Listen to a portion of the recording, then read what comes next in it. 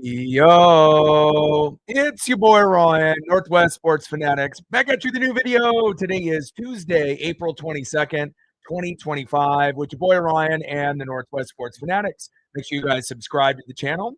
Smash that like button either now or on your way out.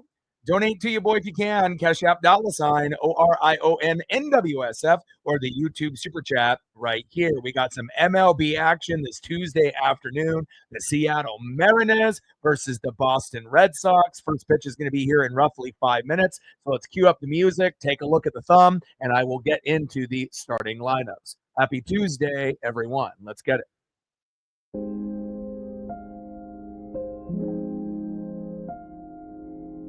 And on the thumb, on the left, it's our guy, Julio Rodriguez. And on the right, the Red Sox DH, Rafael Devers. Now let's get into the starting lineups here first for the hot Seattle Mariners. 8-2 record in the last 10 games. The number one record in those last 10 in the entire MLB. American League and National League. We won the last 4 series, and we're trying to go 2 out of 3 here in the next 3 days. Leading off for the Mariners in center field, Julio Rodriguez. Batting second, DHing for Seattle, Jorge Polanco.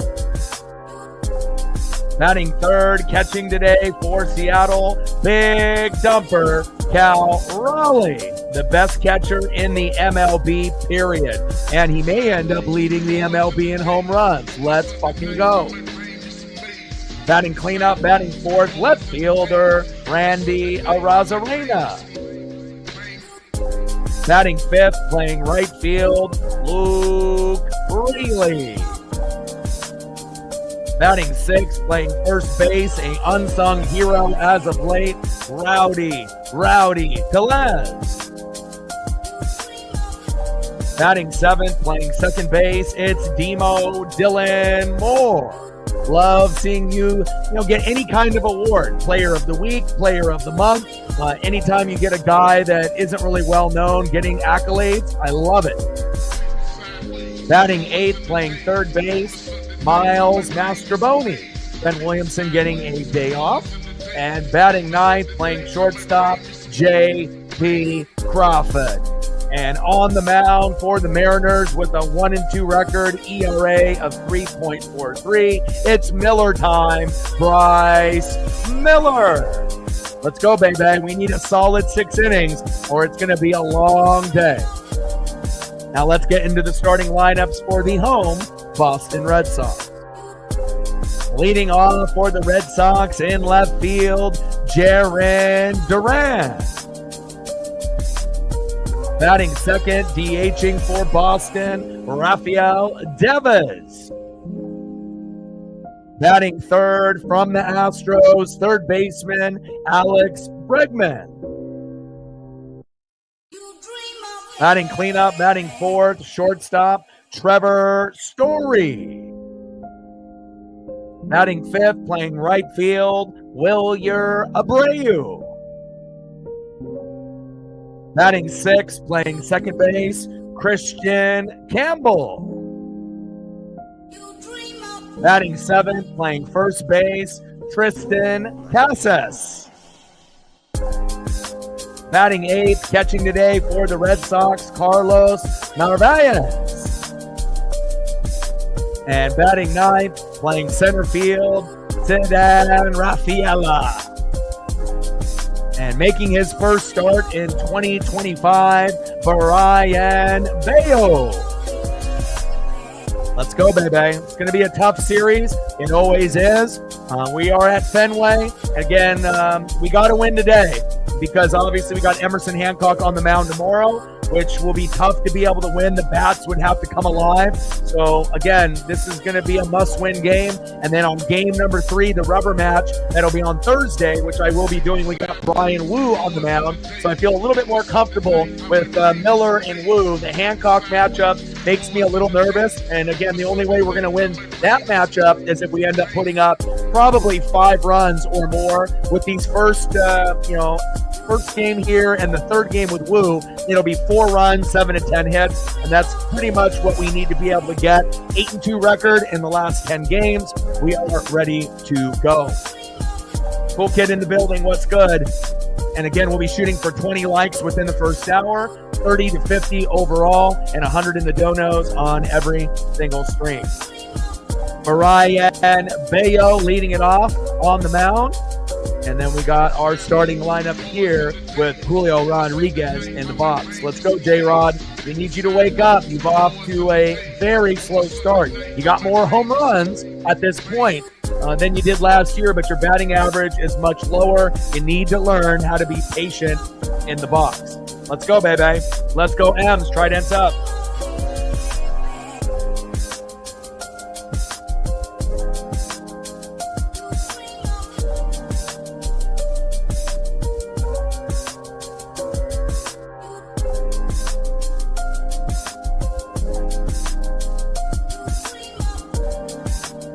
Go, baby. Julio, Polo, Raleigh, Rosarena, Rayleigh, Telez, Moore, Mastroboni, and Crawford. I actually wish that Ben Williamson was playing third, but again, they're going to give him a day off. I assume he'll be in the lineup tomorrow. We need to get off to a fast start, especially on that, kind of the rotation that you see with the Red Sox. And again, I believe we're going to get Crochet and Woo on that rubber match. So again, it's going to be a pitching duel on Thursday, but these first 2 games, there should be some opportunities to be able to get some hits and some runs. Let's go.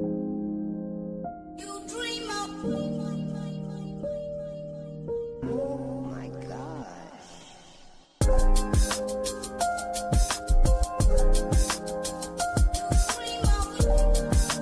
Let's go, Julio. He's off to a very, very slow start, so hopefully we can pick it up. Temperatures there at Fenway look beautiful, 59 degrees, humidity 74%, wind direction 8 miles an hour, partly cloudy. And we had some great weather here in the Pacific Northwest as well. Got a chance to be able to take my pup to get her nails trimmed and dremeled, and I did a self-wash for her. So she's feeling fresh, she's feeling clean, weather is great, and we're ready for some baseball here. That man in the building, Cool Kid in the building, what's good? First pitch is just underway. Judah in the building, what's good? I wish we had our stronger pitching, lineup against you guys.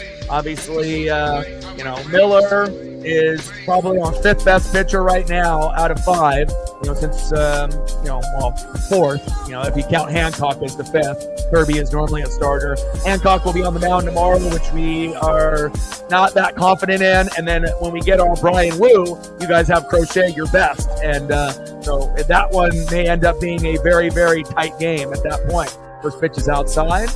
1-0 count. Yeah. And, we are hot right now. So, again, 8-2 record in the last 10 games. That's the best at any team in MLB. Little slow dribbler, throw to first, 1 away. Hopefully we'll get a little bit more patience out of Julio as the game progresses. Batting second, DHing Jorge Polanco.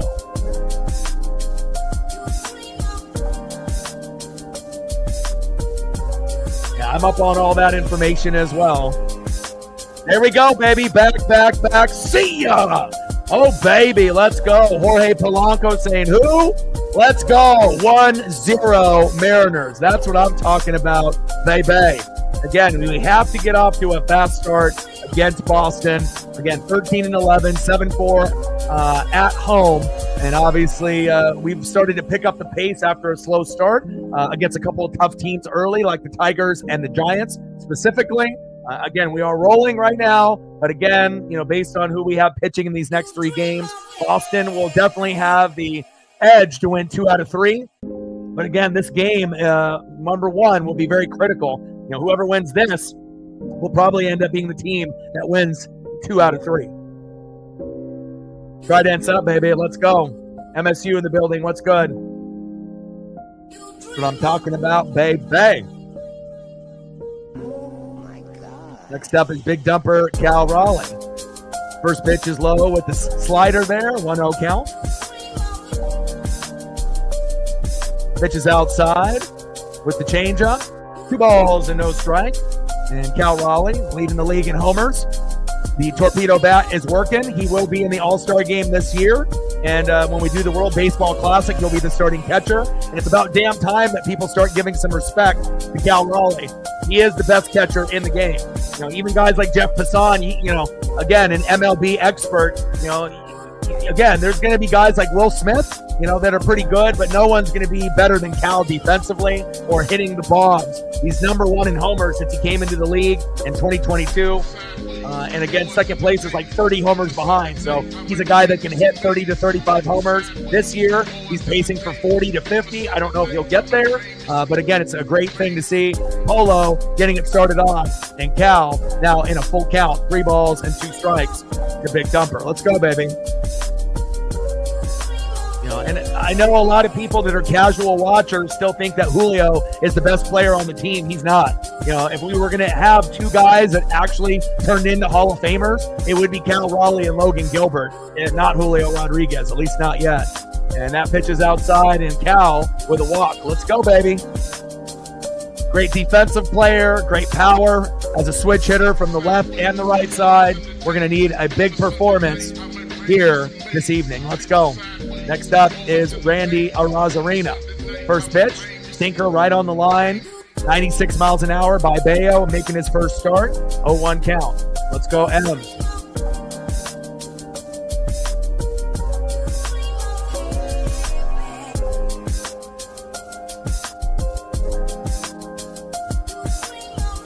But obviously our core, is Cal, Logan Gilbert, and Julio. But it's just about consistency.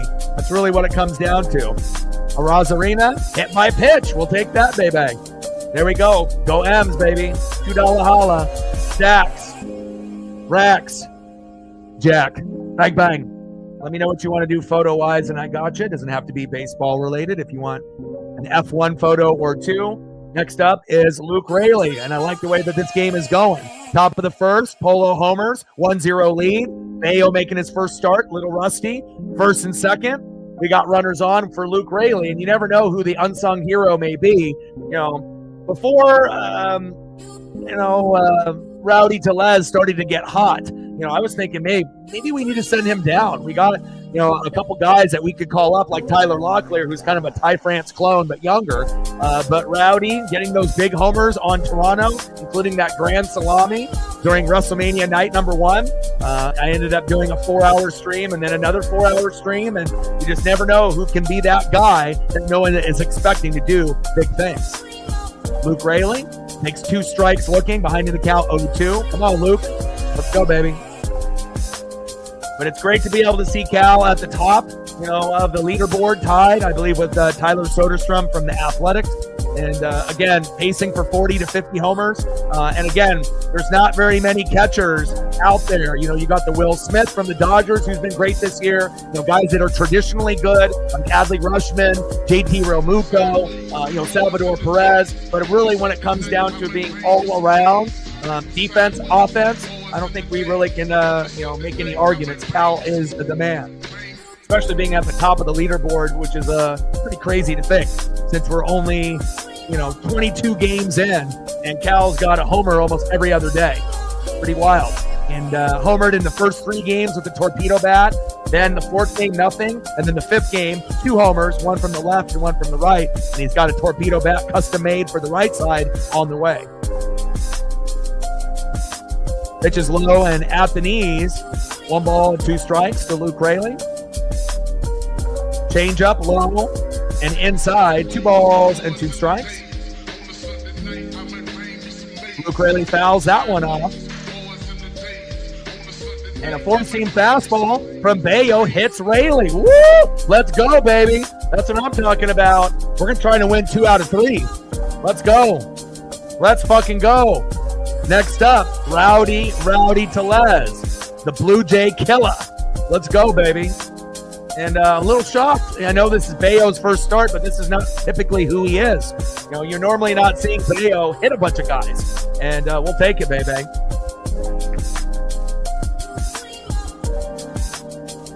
And we'll see how it all plays out. Storm Bum in the building. Feels like, The A's and the Angels are a little bit better than expected. Maybe the Astros are a little bit worse than expected, at least early on. Rangers still sitting, towards the top.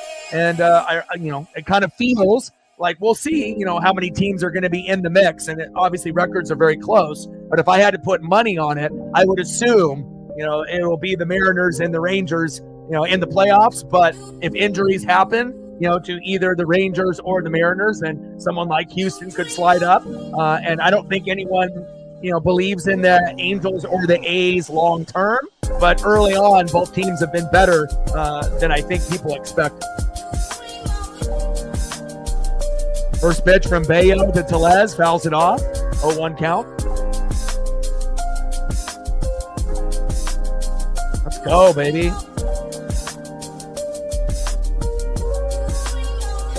Red Sox have to have a meeting here. Bases loaded, baby. Let's go, Rowdy. Ball is low at the knees. 1 ball and 1 strike with bases loaded. And as much as we can get here is what we need. Daniel in the building, what's good? MSU in the building, what's good? Yeah, and anytime you can beat the Padres as a Tiger fan, that's got to make you feel good because there's not very many teams that can match up to San Diego. That's facts.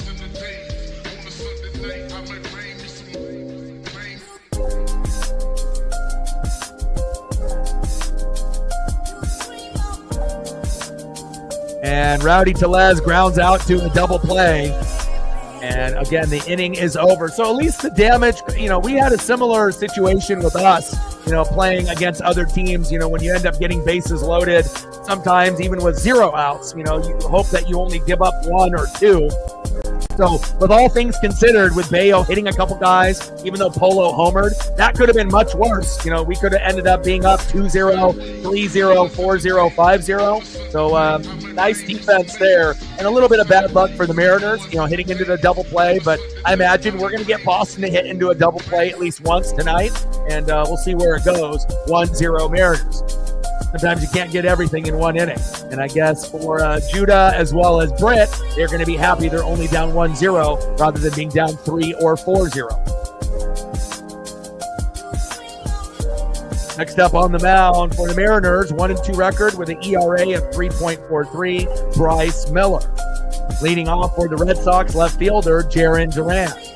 Batting second, DHing for Boston, Rafael Devers. And batting third from the Stros, third baseman Alex Bregman.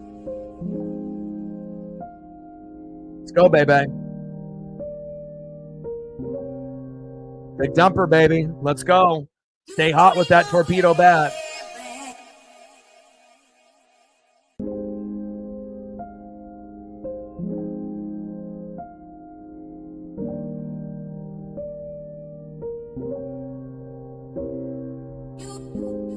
Appreciate you, Cole. We're at 2:98 to go.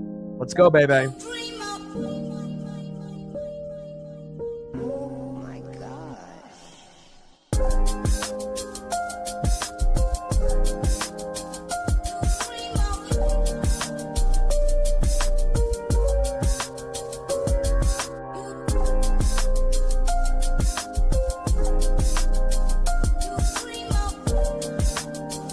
I don't know what's going on with my ESP, but I tell you what, this Griffey bobblehead has not let us down since that Astro series, and we're going to keep it on the desk for maybe the whole year. It's the good luck charm here, definitely for sure. Let's go.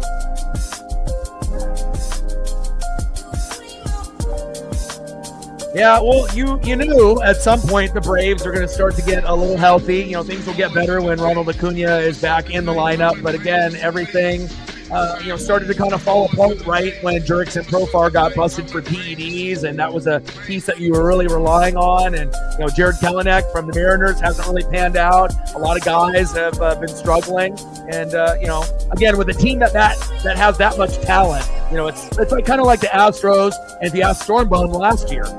They started off like shit. They had some issues. And a lot of times if you have strong issues with your pitching or strong issues with your hitting or both, again, it may look really, desperate and bad early on. But again, it's not how you start, it's how you finish. And even though the Astros started off really shitty, what happened? They ended up winning the division. So again, it's nice to get off to a fast start, but it's not how you start, it's how you finish. And I would assume that, as the months go on, the Braves will, get better as long as, the injuries don't keep piling up. Anna in the building. What's good? Let's go, Bryce.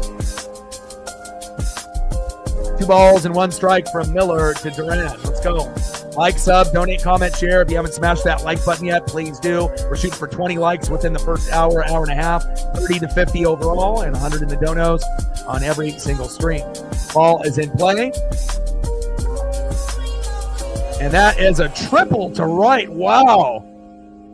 They're trying to get back on it early. And again, some of our staff has been a little rusty within the first couple innings, and then we usually settle in. But again, feels like it's already going to be a 1-1 game in just a second. So the Red Sox might end up taking a big lead here in the first if we're not careful. Next up, DHing in the 2-hole, Rafael Devers, as you can see on the thumb. Let's go. First pitch is inside, 1-0 count from Miller to Devers, and we need Bryce to be good. We can't have him be shaky. Oh my gosh. And we'll be doing, obviously, the stream tomorrow, same time, 3:45 Pacific. Game number 3, the rubber match, will be on around 10:30 a.m. Wu versus Crochet, one of the best matchups of the year in the MLB. I'll be doing that as well. And then the NFL draft later that evening on Thursday. Even though I feel that this NFL draft is one of the shittier ones, if I'm being honest, based off talent.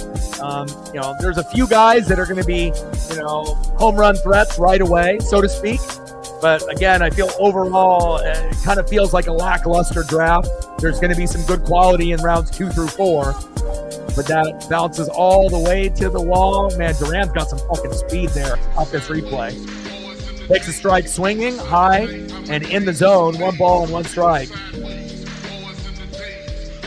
And sac fly from Devers. Durant tags up from third, and it's a 1-1 game. We're going to have to score 4 runs, 7 to 10 hits. Hell, against the Red Sox at Fenway, we might have to score 5 runs and 7 to 10 hits. And sometimes the Mariners can do that. Sometimes we can't. But number 1 in stolen bags, and again, even though Julio hasn't played really well this season, 8-2 in the last 10, that's number 1 in the American League or National League.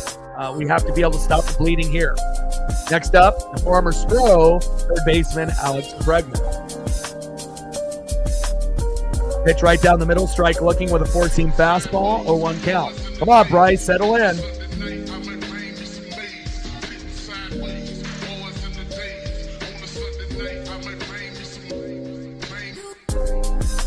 But Abdul Carter, Tyler Warren from Penn State are going to be monsters.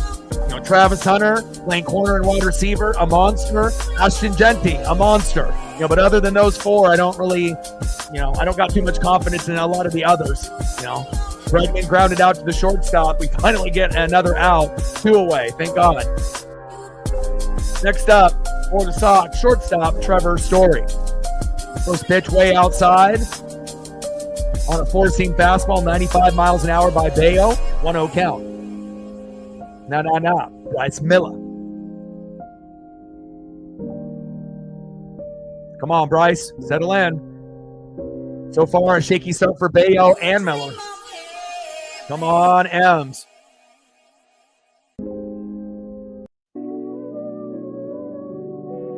That one way outside on a 4-seam fastball. Fouled off. 1 ball and 1 strike from Bryce to Story.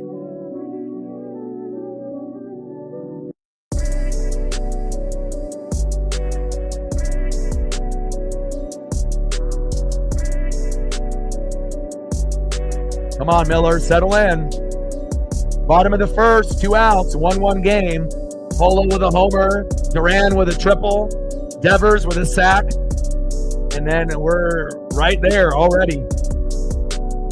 And Trevor Story, infield single to third.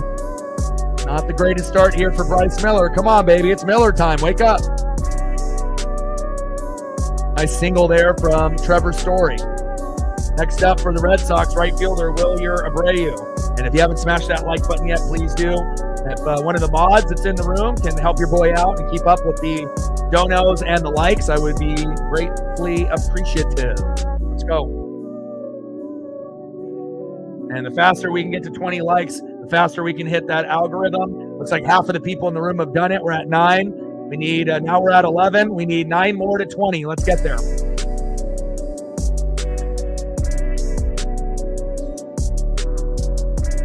Let's go, baby. Bottom of the first, 1-1 Mariners and Red Sox. Runner at first with 2 outs. And we get him out of there. There we go, baby. Out of the inning. Thank God. Things were getting really shaky there. And again, this is going to be a very good series. I don't think you're going to get a sweep by either team, but game 1 is very, very critical.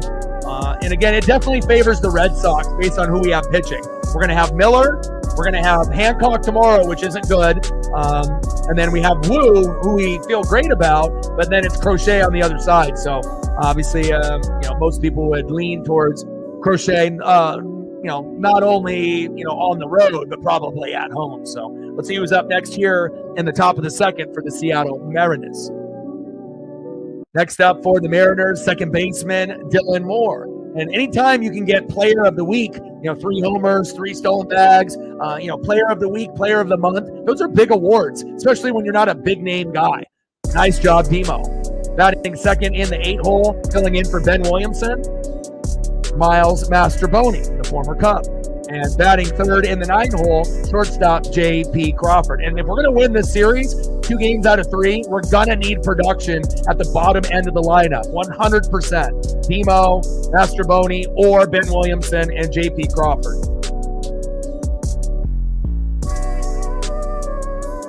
And on the mound, hopefully he'll stop hitting some of our guys, Brian Bayo. Let's go, M's.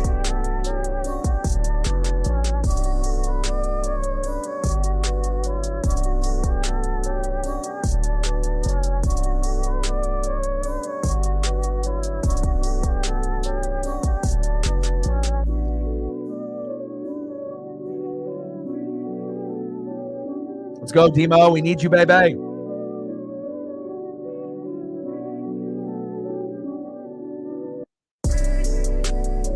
Now we're at 14. There we go. Off to a good start. 6 more likes to be able to get to 20. And again, for anyone that's not familiar with the algorithm terminology, YouTube has certain algorithms and whatnot. And typically once you end up getting to a certain number of likes, then more recommendations start to follow, based off, stuff that you have, in your chat, and overall numbers with your channel as well. First pitch, low and at the knees, 1-0 count to Demo. Let's go, baby. We need you. Pitch is outside with the slider, way outside, 2-0 count from Bayo to Demo. Takes a strike looking in the zone with a sinker. 2 balls and 1 strike from Bayo to Demo. In play and grounded out to second, 1 away. We're going to need you, baby. Come on, Demo. Next up, third baseman, Miles Mastroboni. But don't be surprised if we get Ben Williamson pinch hitting at some point later in the game. He has been magnificent at third. But hopefully the former Cub, Miles Mastroboni, can do something for us here. Top of the second, 1 away. Mastroboni in the box. And Bayo on the mound. Making his first start here in 2025. And definitely a little shaky early on. First pitch outside on the zone. 1-0 count with that slider from Bayo to Mastroboni.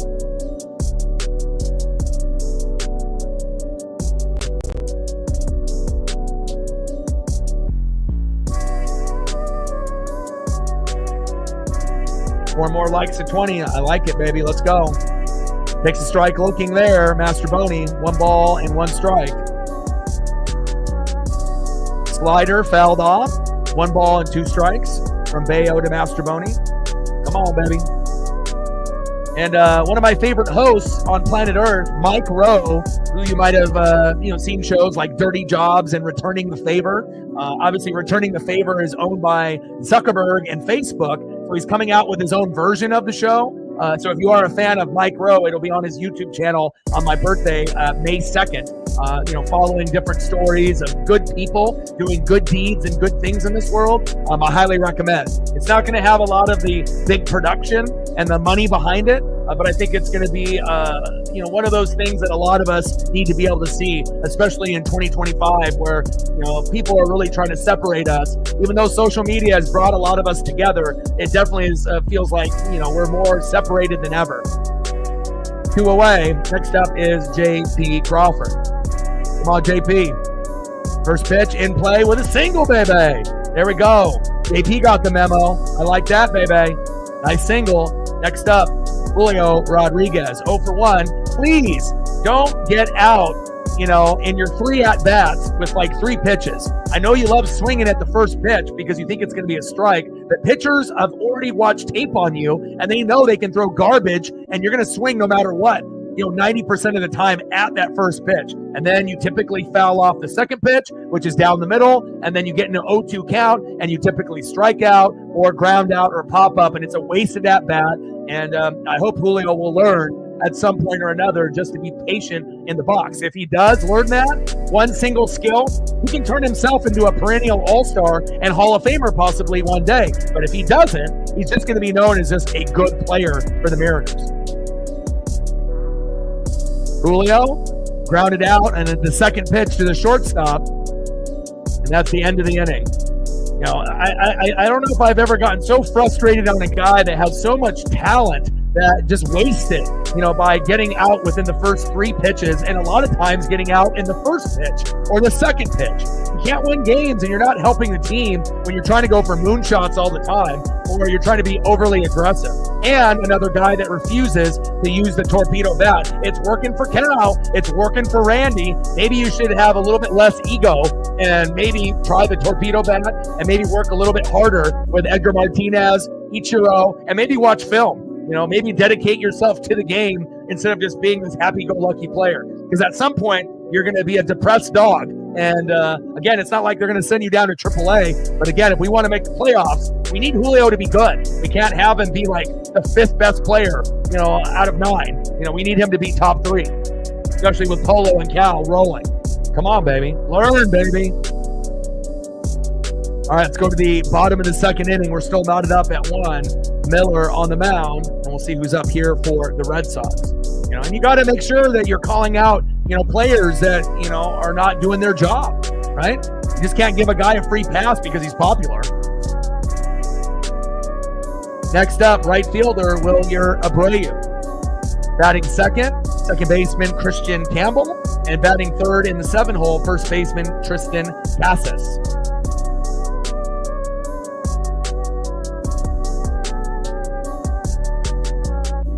I think that we know that he's great defensively. He can steal bags. He'll be able to hit home runs and, get you 20 to 30. But if he ends up being patient in the box, the difference is he could go from hitting 20 to 30 home runs and getting 20 to 30 stolen bags to taking his game to a whole nother level where he's hitting 35 to 50 home runs, stealing maybe 40 to 50 bags, and having 100 plus RBIs, and really helping the team out with singles, doubles, triples, walks, and home runs, and being a full, complete player. And again, right now, Cal Raleigh and Logan Gilbert are our 2 best players on the team, with obviously Polo this year in 2025, and then after that, Demo.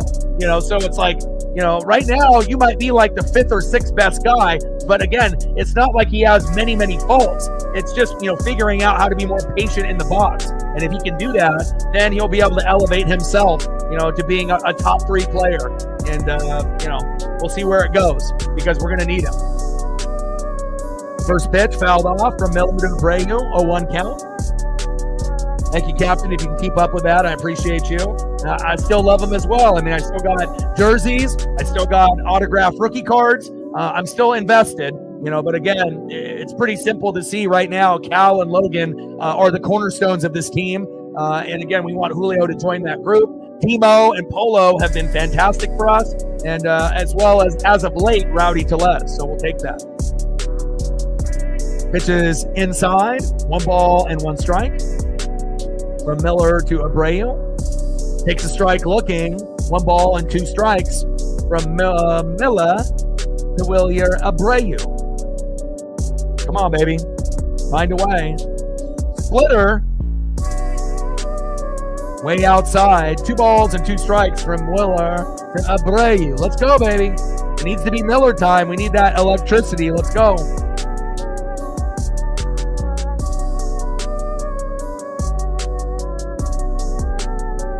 Four-seam fastball fouled off, high and outside. And I always look forward to playing, the Red Sox and the Yankees in the American League East. Kind of gives you an idea of where they're sitting with their team, and obviously playing at Fenway, there's a mystique about it. Just like Wrigley Field, Yankee Stadium, there's a few places that have that deep, rich history and beautiful ballpark. It's hard to hit homers over the fucking Green Monster. And Abreu singled the center, damn it. Nice hit there by Wilyer. Miller a little shaky, as well as Bayo for the Red Sox. Next up, second baseman Christian Campbell. We need a double play here. We need to return the favor.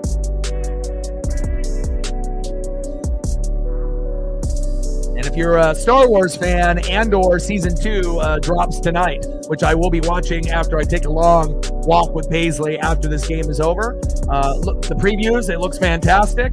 And a lot of the spin-offs, for the most part are, pretty damn good. Really, the only shitty one was The Acolyte. But everything else with The Mandalorian and Andor, all of those solo, those have been pretty fucking good. First pitch, four-seam fastball inside, 1-0 count. Four-seam fastball, right in the corner zone outside, 1 ball and 1 strike. Sinker in the bottom of the zone, 2 balls and 1 strike from Miller to Campbell.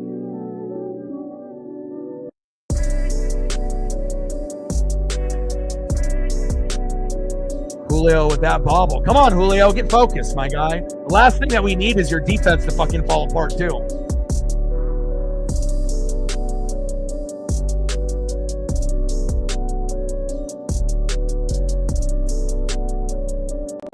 And Abreu steals second. Odin in the building. What's good?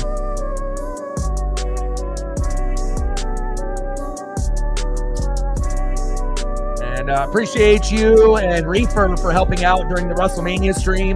I was able to get Paisley's dog food, which is not cheap, $80, and took her to the groomers today, got her nails trimmed and dremeled, and did a self-wash. And that was about $40 there. So appreciate the two of you going above and beyond and helping. And it really does mean a lot, I just need the basics to be done to take care of her and to be able to pay just the basic bills, baby, to continue the dream.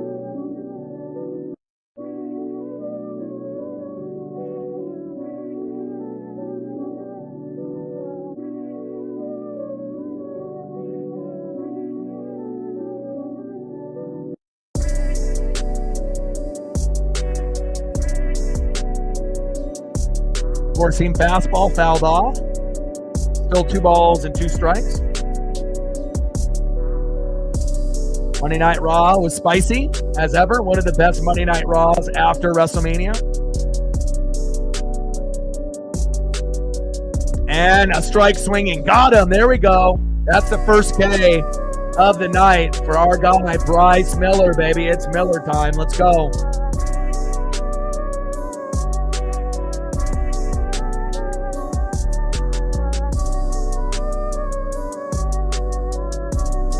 Based off the slow start, I wouldn't expect 7 to 10 Ks, but hopefully he can have at least 4 or 5 before he gets out. Let's go, baby. We need a little more, Bryce. Next up, Tristan Casas. First pitch is way outside and wild. 1-0 count from Miller to Casas. Come on, Bryce. Settle in.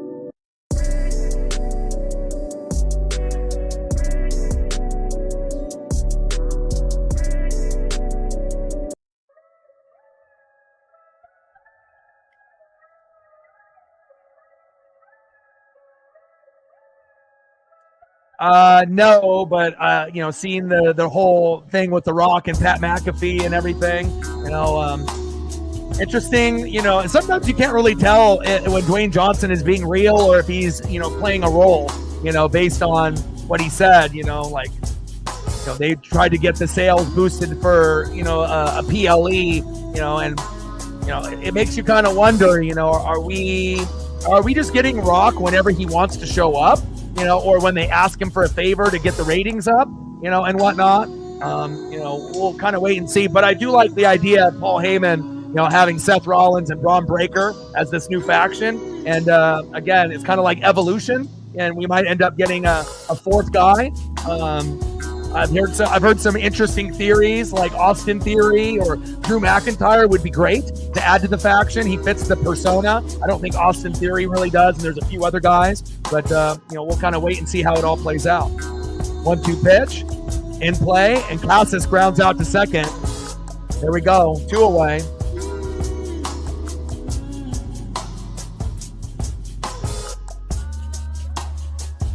And Abreu moves to third. Next up, catcher Carlos Alves. Bottom of the second, 2 outs, runner at third. 1-1 game. Let's go.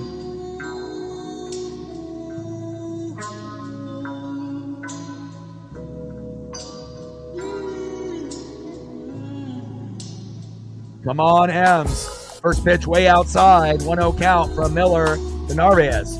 And Miller has been, again, a little shakier than I kind of was expecting, to start 2025. Like Castillo has actually been better than him, which is a little weird because Castillo was good in 2022 when we brought him in from the Reds and we made the playoffs. But statistically and analytically, his numbers were going way down in 2023, 2024. So I kind of figured that's what role we were going. He would be number 5.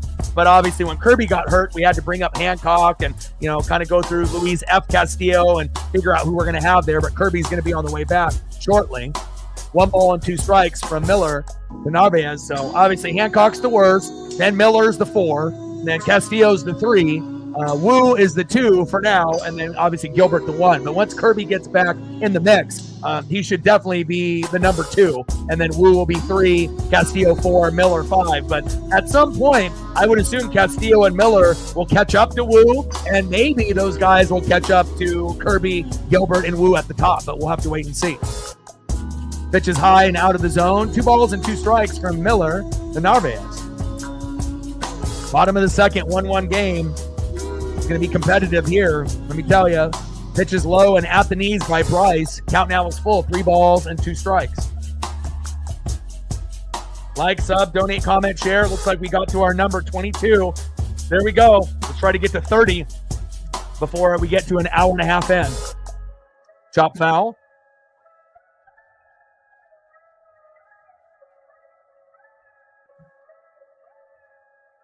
And that's in play. And Narvaez lined out to the shortstop. There we go. Bryce is really shaky right now, just like Bayo. But again, you can have 2 guys on. You can have bases loaded. But at the end of the day, if you can just fucking get out of the inning, that's all that matters. No matter how bad it looks up to that point, it's all about does anyone cross home. And both pitchers have looked, I don't want to say terrible, but they haven't looked good, and it's only 1-1, where the score could easily be 3-3 right now. So let's see if both guys can kind of settle in. End of the second inning, let's go to the top of the third and see who's up next for the Mariners. Next up for the Mariners, our best player in 2025, who was absolute dog shit last year in 2024. Thank God that he's on our team, DHing Jorge Polanco. 1-for-1 with a solo dinger to give us the 1-0 lead in the first. Batting second, the best player, obviously on the Mariners overall, big dumper Cal Raleigh. And leading the league in homers right at the top with Tyler Soderstrom from the A's. And the torpedo bat is fucking working. And batting third, 0-for-0, left fielder Randy Arozarena. It's just like I mentioned, it's just getting the right blend of farm guys, who we have 10 that are in the top 100. We're number 1 in the farm, right, in the entire major leagues. And it's like, we just got to be able to figure out who's good enough to be on this team, with like guys like Luke Raley, Rowdy Tellez, Demo, Master Boney, JP. Some of those guys have been kind of household names, and some guys are newer. But at the end of the day, Ben Williamson and some of these other guys, Bellman Celestin, Cole Young, Colt Emerson, Harry Ford, Lazaro Montez, Durangelo, and a few of these other guys that we have in the pitching staff, as well as catchers, infield and outfield. Once we find out that nice blend of Julio, Polo, Cal, Randy, and some of the young guys, then we're going to be able to really take off. But, some of the guys in the farm are not going to be ready for another, year, 2 years, 3 years. But it definitely puts us in a great position, not only in 2025, but beyond. Let's go, baby. Bayo still on the mound, making his first start in 2025. And our guy, Jorge Polanco, obviously had a surgically repaired left knee, has had a hip issue, can't play defense yet anyways. Well, let's be real. Polo couldn't even play fucking defense last year at second. When you move someone that's not good at second and you move him to third, how the hell are they going to throw to third when it's further distance? He's got a noodle arm. So even when Polo gets healthy, don't even put him at defense. Let's just keep Demo and JP and some of these other guys out there, and let's let Polo strictly hit. And I think that will pay dividends for us, because having a good DH is very influential on your team's success. Pitch is outside with a sinker. 1-0 count from Bayo to Polo. Takes a strike looking with a changeup in the top corner of the zone. 1 ball and 1 strike from Bayo to Polo. Slider. Strike swinging. 1 ball and 2 strikes from Bayo to Polo. Top of the third, 1-1 Mariners and Red Sox with a Polo homer in the first. See if you can get another one here. Fouled off with that slider in at the knees. 1 ball and 2 strikes to Polo. Let's go.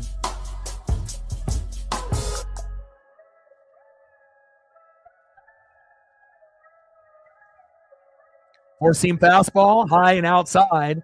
2 balls and 2 strikes. Let's go, baby.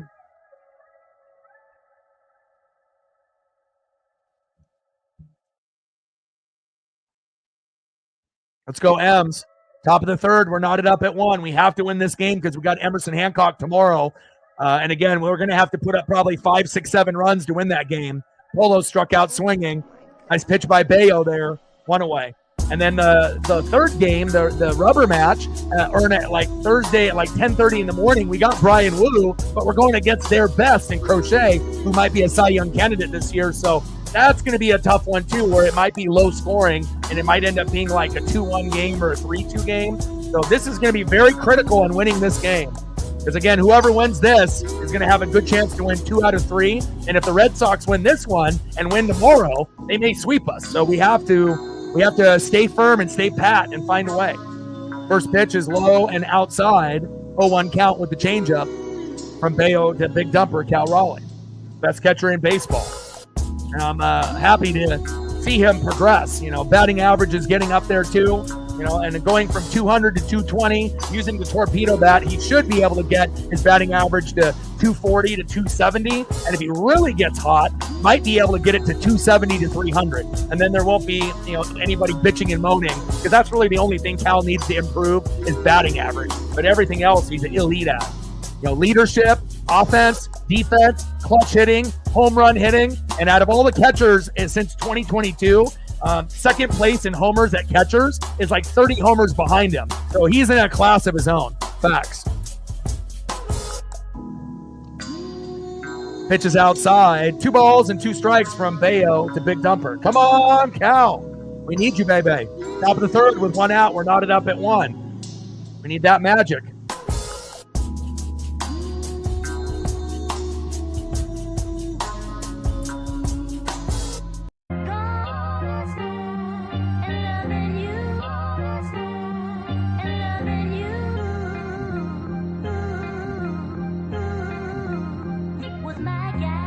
In play. There we go. Run, run, run. Boom. Cal Raleigh with a double, baby. Yes, sir. And he stays hot, hot, hot, baby. Attaboy, Cal. And it's crazy. We gave all this money to Julio, and we obviously gave a discounted rate. We gave him a lot of money, but again, if we would have waited, maybe the money would have been a little bit different. But again, I always kind of had a feeling that Cal could be better than Julio, as far as an overall player, and hopefully Julio can catch up to Cal. But he's the face of the franchise. want to be able to have, three potential, Hall of Fame guys down at the end of the road instead of just two. Take us to the next level. Let's go, baby. Next up, Randy Arozarena, who's actually started to heat up. We still miss Victor Robles tremendously, but we don't really miss Ryan Bliss that much because we've had other guys step up in his absence. But Robles and right, Luke Raley's trying his best, but he ain't no Victor Robles. So we're still lacking in right field. Pitches outside. 1-0 count from Bayo to Arozarena. 1-0 pitch at the knees. 2-0 count from Bayo to Randy Arozarena, the Ryan. Strike right there in the zone on the corner.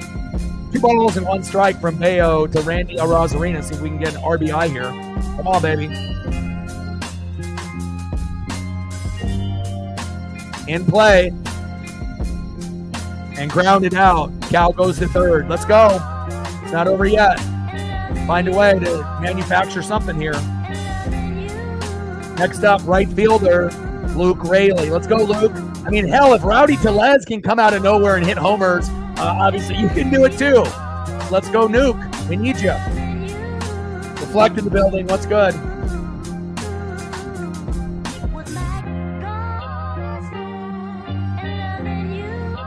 Yeah, it was pretty close.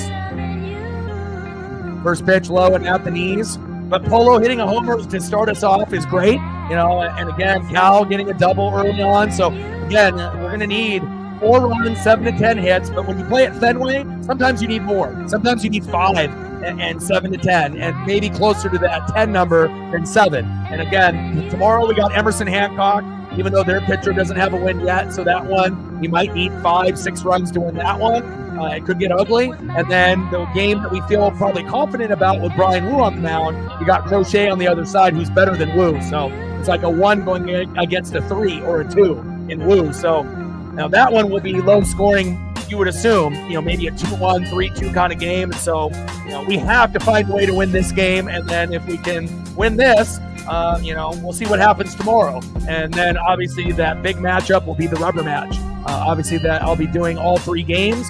And then the rubber match will be on at like 10:30 a.m. And then later in the day will be the NFL draft. So I will be doing both for the first round. Not going to do day number 3, but we'll probably do round 1 and possibly the second day in rounds 2 and 3, unless I decide to do Mariners instead, or depending on if we have a day off or not. So 3 balls and 1 strike from Bayo to Raley. Britt in the building. What's good? Judah was in here. Reflects in the building. What's good? Let's go. Good competitive matchup here. Let's go, baby. We need it. Fouled off. 3 balls and 2 strikes from Bayo to Raley. Bayo making his first start in 2025. And again, Jared Duran, got that great speed with that triple early on. Devers with the sac fly to make it 1-1. Polo with the homer in the top of the first. And both pitchers have been very shaky. Bayo has hit a couple of our guys. But again, the score could easily be 3-3 or 4-4 right now. We just have to find a way to have both pitchers lock in a little bit. And that's fouled off with that slider from Bayo. 3 balls and 2 strikes from Brian Bayo to Luke Raley. Let's go, Luke.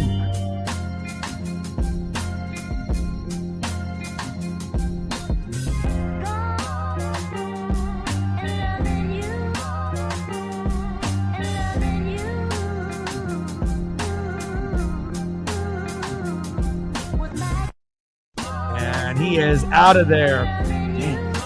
This is going to be a grinded out kind of series. All right, let's go to the bottom of the third after that ground out. Let's see who we have next up here for Boston. Like, sub, donate, comment, share. We're off to a good start with the likes. We've already hit more than 20 within the first hour, which is good. We're at 2 on the Dono train, 98 to go. Next up for Boston in the 9-hole, center fielder, Cedar Rafaela. Batting second at the top of the order with a triple at his first at-bat, Jared Duran, absolute stud. And batting third in the 2-hole, DHing with an RBI sac fly, Rafael Devers. Let's go, Mariners.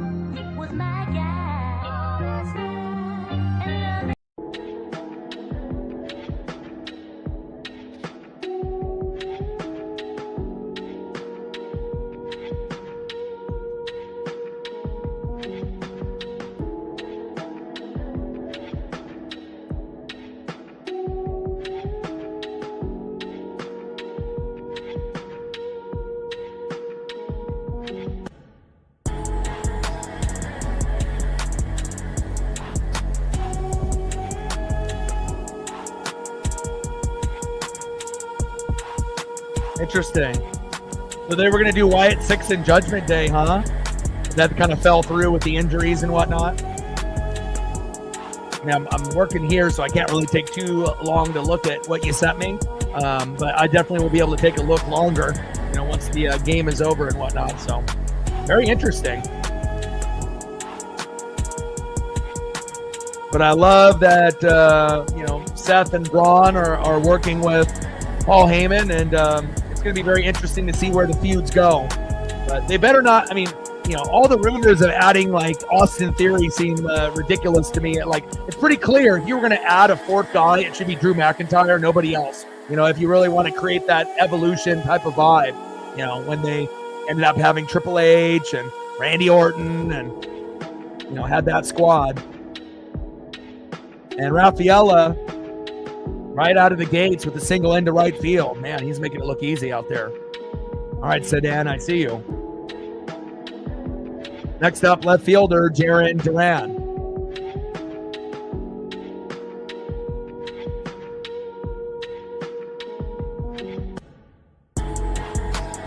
Well, I think they can normally pitch, but you got to assume, Brian Abeyo, this is his first start in 2025. So think about if Castillo or Miller or Wu or Kirby, played their first game right now. How good would they be? Probably not very good, right? They probably would be a little shaky. So, and they did get Crochet in the offseason, who, kind of felt like could be one of the best pitchers in the MLB. And we're going to be seeing him on Thursday, and we might get our ass whooped in that game, even though Wu's on the other side. So, that guy is very, very good. I know a lot of people didn't really watch a lot of White Sox because they were a dog shit, terrible team. But, they did have a few guys on the team that were halfway decent, like Luis Robert and obviously with Crochet as well. Pitches outside. 1 ball and 1 strike from Miller to Durant. Bad Bunny versus Dom. That's what was they had as a suggestion. Wow. They don't really need Bad Bunny to come back, but they obviously decided to give Dom the gold maybe a little bit earlier. But I like that Dom got over like organically. Like LA Knight and a few others. Like some guys got the push, or they have like, catchy theme music and whatnot, but some LA Knight, but some, kind of organically were made, and like EO, right? And it's cool to be able to see certain wrestlers get that organic love instead of being, overly pushed, based on just theme music or, connections in the back. Fouled off. 1 ball and 2 strikes from Miller to Duran. Come on, Mariners. Well, if you ask, Britt or Judah, who are Red Sox fans, they'll tell you there was a lot of things that were problems. Hitting, pitching, bullpen. It was everything. I mean, anytime you end up finishing last in the division, or if you finish like 4th out of 5 teams, obviously everything is going wrong, and it's all about consistency, and on top of some injuries as well. So, fouled off. Let's go 1 ball and 2 strikes from Miller to Duran. And Duran, I wish Julio could, work a count like this, instead of being out within the first 3 pitches.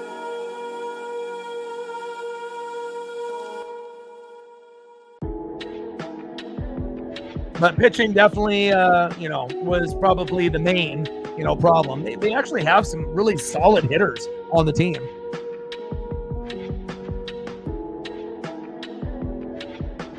And then you ended up adding Alex Bregman to the mix too, so another weapon for them. Fouled off again. Holy cow, how many fouls are we going to get here? 4 straight foul balls. Julio, take note. Jarren Duran got an eye for the baseball. I mean, Jarren can pull the baseball with the best of them too, And again, I always like crafty lefties. Let's go, baby. Splitter at the knees. 2 balls and 2 strikes from Miller to Duran. Come on, baby. Already 7 pitches in at this at-bat.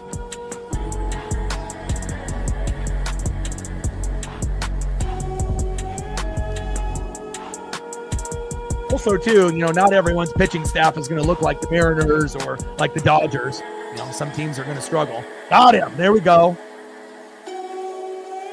There we go, baby. I like that. Bryce Miller. You know what time it is. It's Miller time. Second K. Let's go.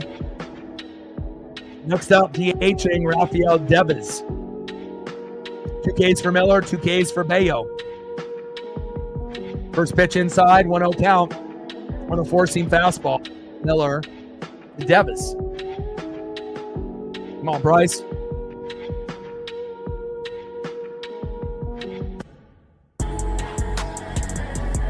Four-seam fastball inside. 2-0 count from Miller to Devers.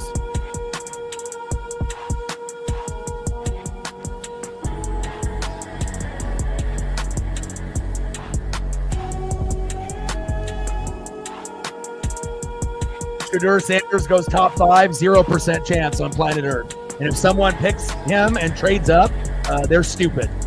Again, there's not very many guys that are for sure things, but to me, Abdul Carter, Tyler Warren from Penn State, the DN, as well as the tight end, those guys are solid on any team. Ashton Genty, any team. And, Travis Hunter, corner wide receiver, any team. And there's a few other guys that will pan out in the first round, but it's kind of more of a heavy second to fourth round draft, and then you'll get some good value picks in rounds 5 through 7. But, if the Saints want to draft him at 9, go ahead, but he won't pan out. Good luck with that. Hell, even Cam Ward going to Tennessee, there's no guarantee that he pans out. Bad culture there. Same thing with the Giants and a few other locations, but this quarterback class stinks. I wouldn't be banking on Jackson Dart, Dylan Gabriel from the Ducks, Shedeur Sanders, Cam Ward. This quarterback class is terrible. It's like one of the worst that we've seen in the last 10 years. But running backs, O-line, D-line, there'll be a few other positions where it's pretty good. Wide receivers, got a few names, but don't be expecting a whole lot from this draft. In my opinion, it's probably one of the shittiest drafts in the last 10 years. But there will be some guys that will pan out. Count now is full, 3 balls and 2 strikes from Miller to Devin.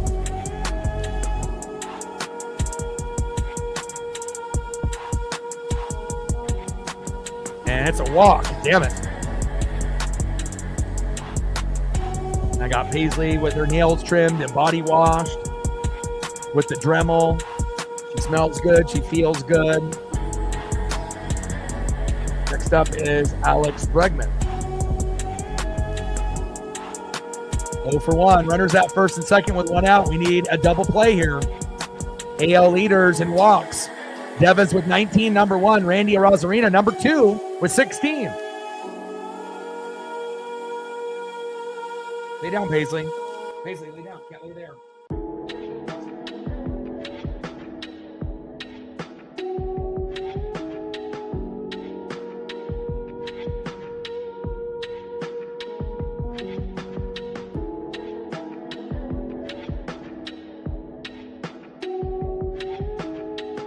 False. Milrow. No. Dude, do you watch games, bro? Do you watch college football at all? Like extensively, once in a while? There's 0% chance of that happening. Like, even if he goes to a good team. If you have any doubts about anybody in college, they never pan out. It always has to be the guys that are beast mode. Unless you end up getting someone that ends up getting into the perfect scenario, like Brock, being the quarterback, for the Niners, and you have all those weapons around you. But, if there's any doubts and you look shaky, not only in games, but in practice, in the combine, in training camp, the chances of that guy panning out is slim to none. That one fouled off behind in the count 0-2. And it's more than just your physical attributes. Are you a smart kid? Are you coachable? It's more about just being athletic, and again, if you struggle in college, what makes you think he's going to be great in the NFL? Again, it's not like everyone else is going to be able to carry you, because not every team is built like the Niners. And even the Niner team is starting to rebuild. They had to get rid of some of their guys on defense, like Talanoa Hufanga and a few others. Dre Greenlaw, so their defense is not going to be as good, and some of the offensive pieces are not the same either. So, you're entitled to your own opinion and whatnot. anyone that doubted Jalen Hurts didn't watch college football. You already knew that he had the leadership and the skill set, and again, about being a good man on and off the field. So maybe you did, and a lot of Eagles fans did because you guys don't watch college football. But for a lot of us that watch high school ball and college ball, we already knew that he would pan out, more than likely be a top 5 guy, top 10 guy. Took a couple years to get there, but again, it's a team game. It's not a me game. Again, if your offensive line isn't fully there, or your defense isn't there, or you got bad coaching or bad coordinators, it takes time to be able to build.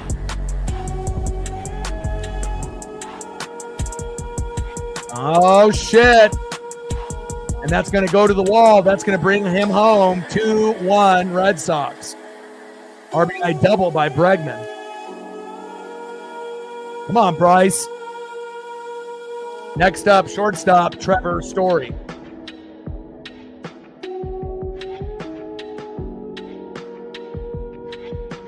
Let me know how that goes. I mean, we're trying to get people to be smarter here on the channel, David. I'm not trying to dumb it down. You got to read here. You got to watch film. You got to watch games. You just can't be a fair weather or bandwagon fan or an occasional watcher. You got to watch. But some people are better evaluators than others. Pitches outside, 1-0 count from Miller to Story. But I mean, even Cam Ward being the best quarterback in this class, there's going to be question marks there based off, the team that he goes to. He might be the most NFL ready, but there's no guarantee a guy like that could pan out on a team like Tennessee or the Giants or the Browns or anywhere, towards the top of all those shitty teams with shitty culture. Fouled off, 1 ball, 2 strikes from Miller to Story.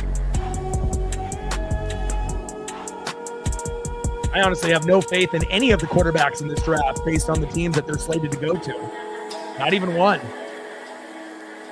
Worst quarterback class we've seen in a long fucking time. And I hope Ward pans out. Maybe Jackson Dart will be a project guy like Shedeur Sanders, but I wouldn't be expecting a whole lot. Maybe a whole lot of mistakes and bad play.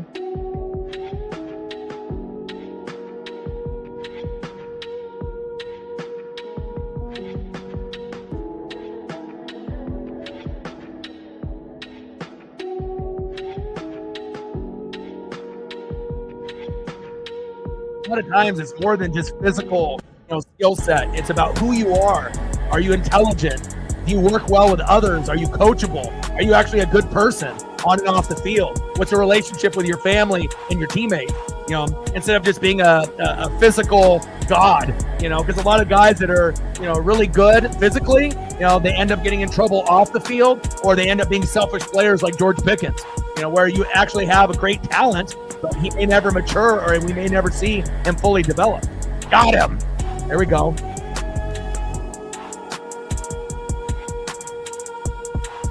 Story. I like that. Strikes out. Let's go, baby. Nice job, Bryce. Next up, in the bottom of the third, runners at second and third with 2 outs. Right fielder, Wilyer Abreu. First pitch is outside. 1-0 count.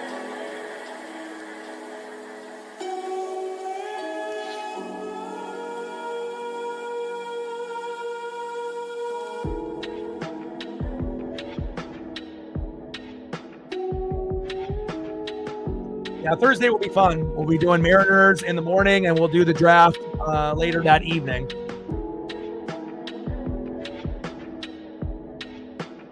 And I believe the Mariners will have a day off for night number 2. Let me double check. Or do we go right into the series with the Marlins right there? Oh, no, we do go against the Marlins on Friday, so it'll either be the Marlins against the Mariners, or I'll do the draft day 2, rounds 2 and 3. I'll have to decide what. I guess it kind of depends on how night 1 goes on the draft, and then it'll determine if we end up doing night 2 or not. But I will be watching both at the same time for sure. But I'll just be doing one as the main event.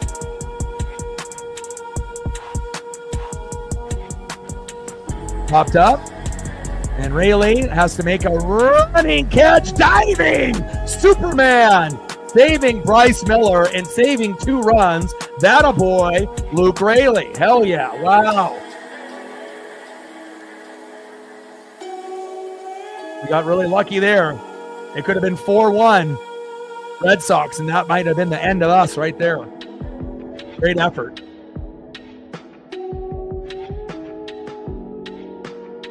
Nice job, Luke.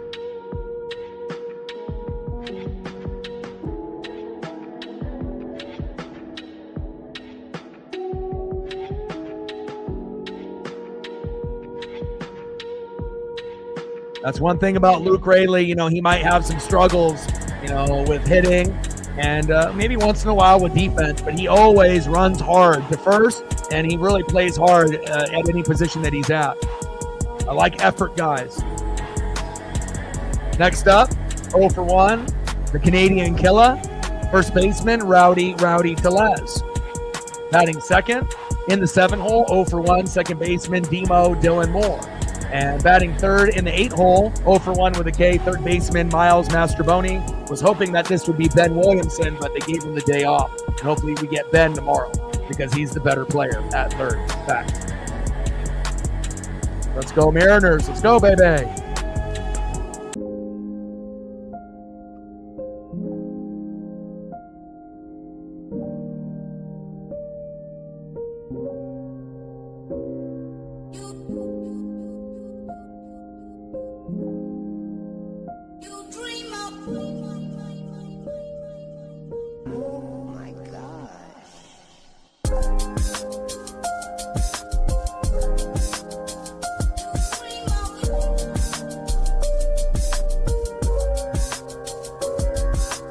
Go, baby. 7 more likes to get to 30. If you haven't smashed that like button yet, please do. Now we're at 24. 6 more to go to hit 30. Let's go, baby. And we're at 2.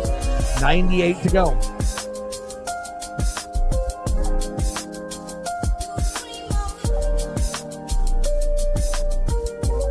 First pitch low in the zone with a strike looking. 0-1 count.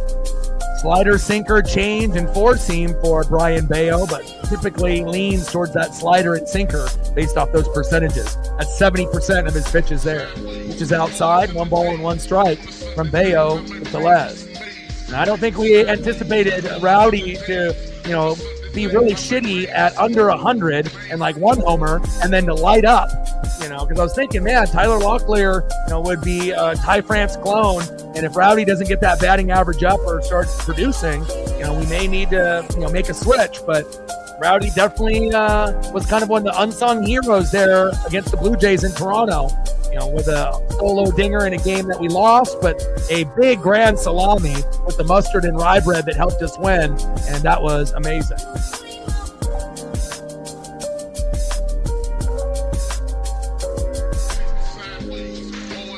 And grounded out to the shortstop.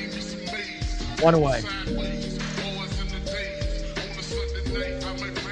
And I think your evaluation on Milroe Reflect is right on, because to me, Milroe is not accurate throwing the football. And again, if you're not accurate throwing the football in college, what makes you think he's going to be accurate in the NFL? Not happening. Next up, 0 for 1, second baseman, Dylan Moore. Let's go, Demo.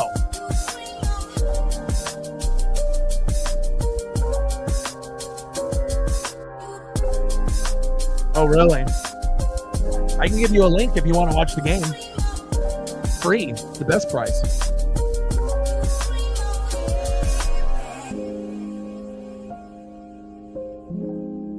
First 2 pitches from Bayo to Demo way outside. 2-0 count. Top of the 4th, 2-1 Red Sox. It's going to be a battle on every single matchup. Yeah, we got like a Root Sports, app that they're trying to do $20 a month as well. That's way too much, considering like what Netflix and Hulu and Prime and all these apps. I mean, they're hella greedy. Anyone that has a sports app, if you're not doing like MLB TV through T-Mobile or extra innings, like a package, anything that's through, local TV should only be $9.99 at the most. And that might be too much. Doing something at like $7.99 or $8.99, you would get a hell of a lot more people. Hell, even at $9.99. But once you start bringing it up to like $20, a lot of people are just going to stream it, on a different link.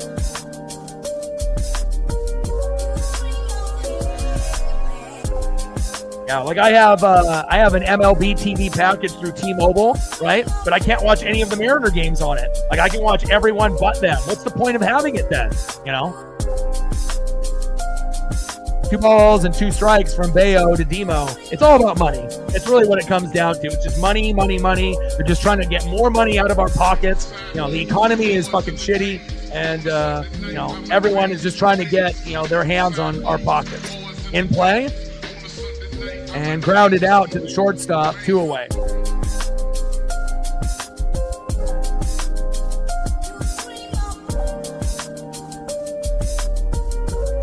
Next up, 0 for 1 with a K, third baseman Miles Mastrobuoni.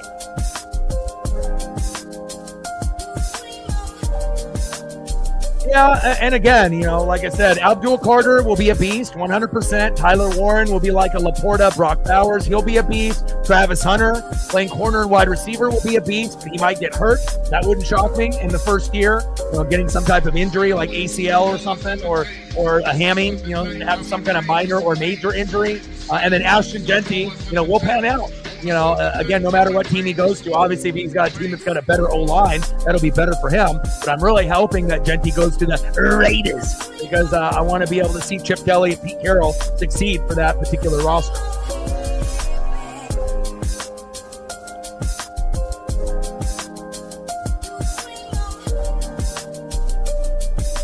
Pitch is outside. 3-0 count from Bayo to Mastrobuoni. Let's take the walk here.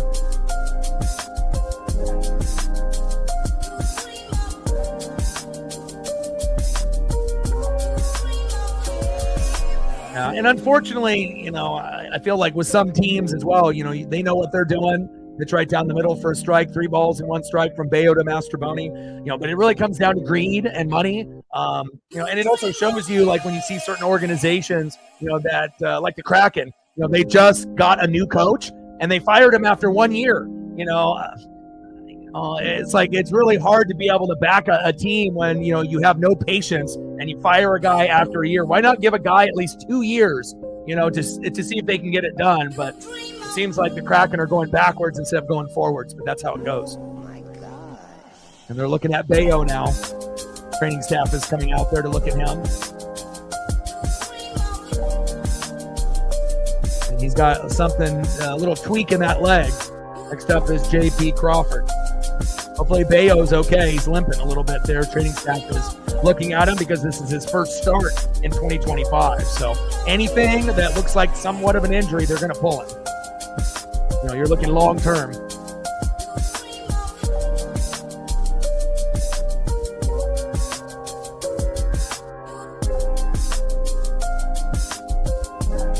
Yeah, we'll see where it goes.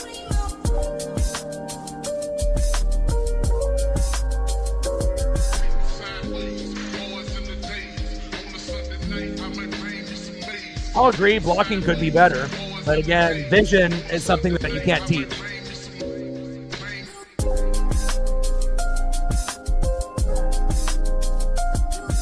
And really, you know, 6, 7, 8, 9, 10, it doesn't really matter. It's like, you know, you're only getting 1 pick. So if you don't get the player that you want, then, you know, you're going to have to settle for probably a different position. You know, because if the Raiders don't get him and like he goes 1 pick ahead, you know, then they're not going to go running back at that spot. They're going to go something else. So, but we'll see how it all plays out as they're looking at Bayo right now. They got the whole squad and the umpires are even looking at him and his leg. Top of the 4th, 2 outs, runner at first, 2-1 Red Sox.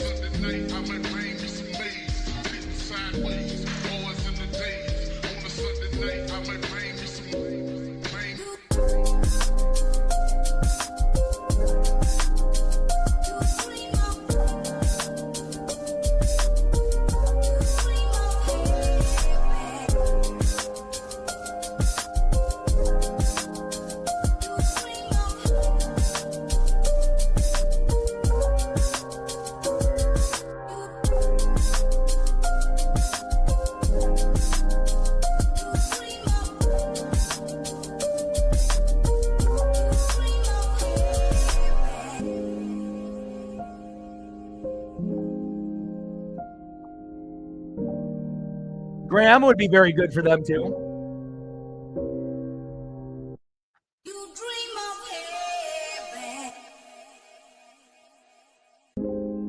Yeah, I mean, the running back class is fucking stacked. I mean, it's like if you don't get Genty, there is quite a few others that, have a chance to be, pretty good, depending on where they go. But all right, Bayo staying in. JP Crawford here in the box. First pitch is outside. 1-0 count from Bayo to Crawford. It'd be really sweet if we could tie this up in this inning. Come on, JP.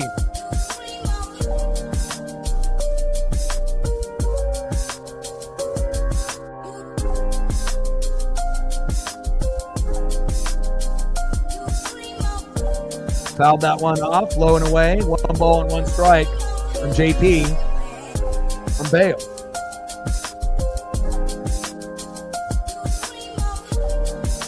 Yeah, running back class is super, super deep.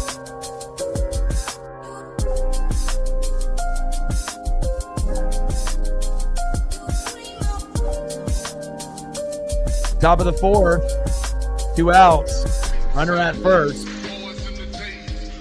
Fouled off. 1 ball and 2 strikes to JP. Come on, baby. JP in the box. Brian Bayo on the mound.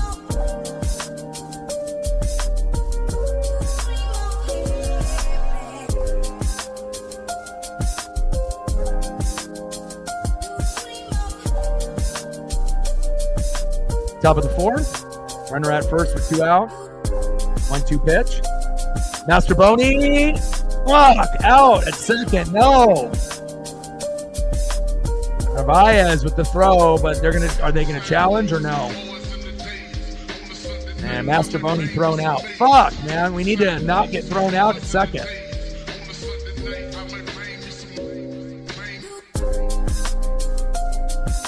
Damn it. Let's go to the bottom of the 4th inning. See who's up next here for Boston. Next up for the Red Sox, second baseman 0 for 1 with a K, Christian Campbell. Batting second in the 7 hole, first baseman Tristan Casas, 0 for 1. And batting third 0 for 1, catcher that made that fantastic throw, Carlos Narvaez. Let's go Mariners.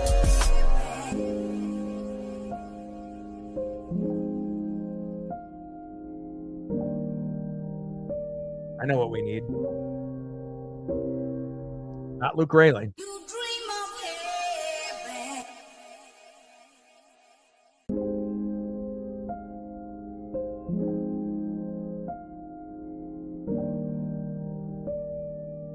Let's go, baby.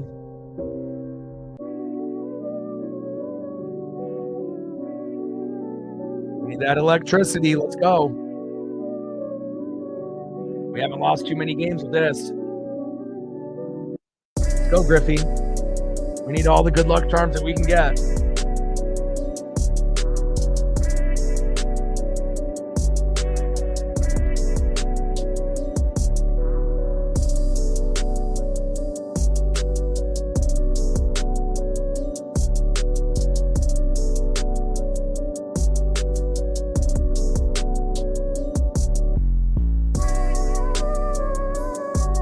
Reflect with a 3-year. Appreciate you. Every dollar counts. Stack, rack, jack, bang, bang. We're at 5, 95 to go. Anything you want to see photo-wise, let me know.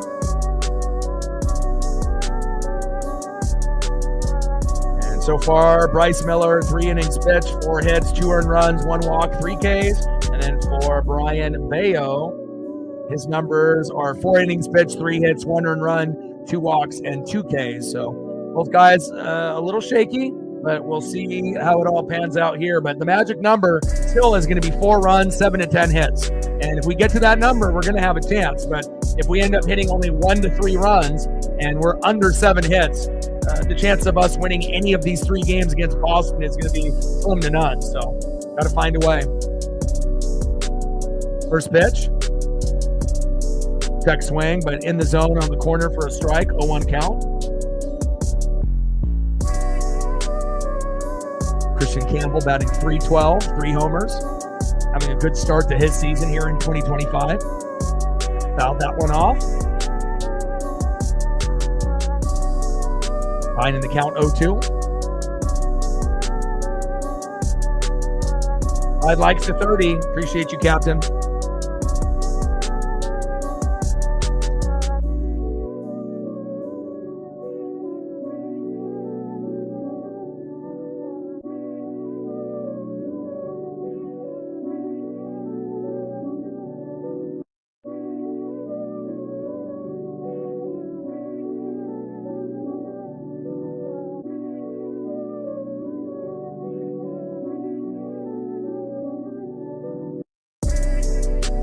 In play, grounded out to second. There we go, baby.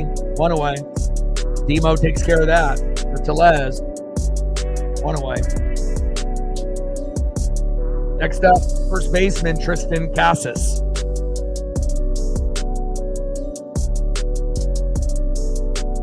Let's go, baby. We need that Miller time.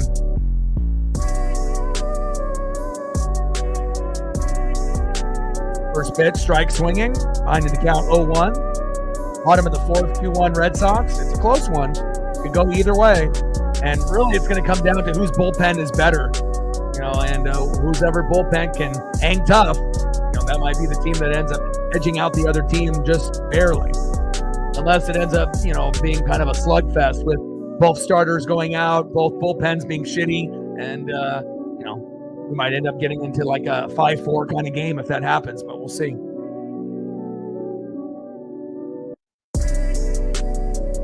One ball and one strike. After that one is way outside from Bryce Miller. We're in the bottom of the fourth with one out. Big strike swinging in the zone by Casas. Finding the count now, 1 ball and 2 strikes.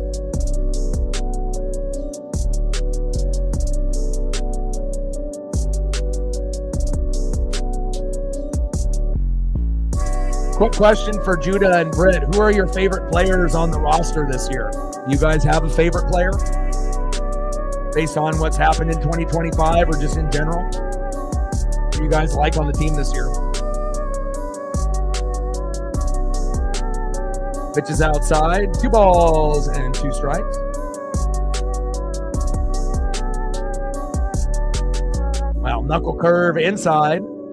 Misses that. Count now is full. 3 balls and 2 strikes from Miller to Casas.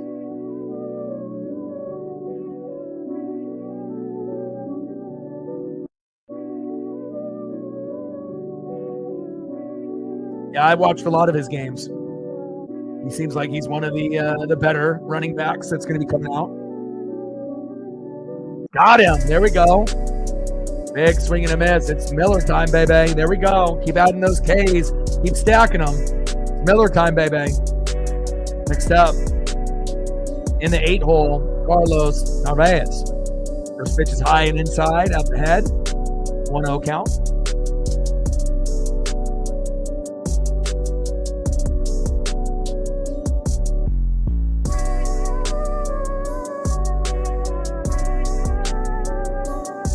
Come on, baby.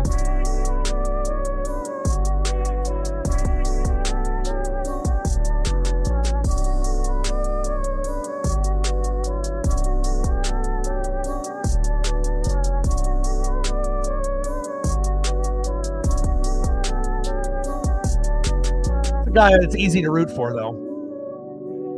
Popped up into left field. There we go. All right, end of the 4th inning when the Mariners need to turn it up now so we can get a little bit of oomph in the lineup. Casas and then Duran, yeah.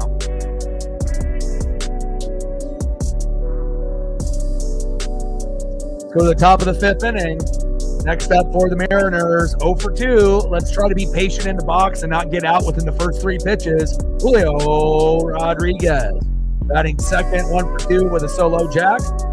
And hopefully we get another Jorge Polanco. And batting third, 1 for 1 with a double and a base on ball. Big dumper, Cal Raleigh. Let's go, Cal. Let's go, Polo. Let's go, Julio. Need ya. Try dance up. Come on, my guy. Gotta wake up sometime.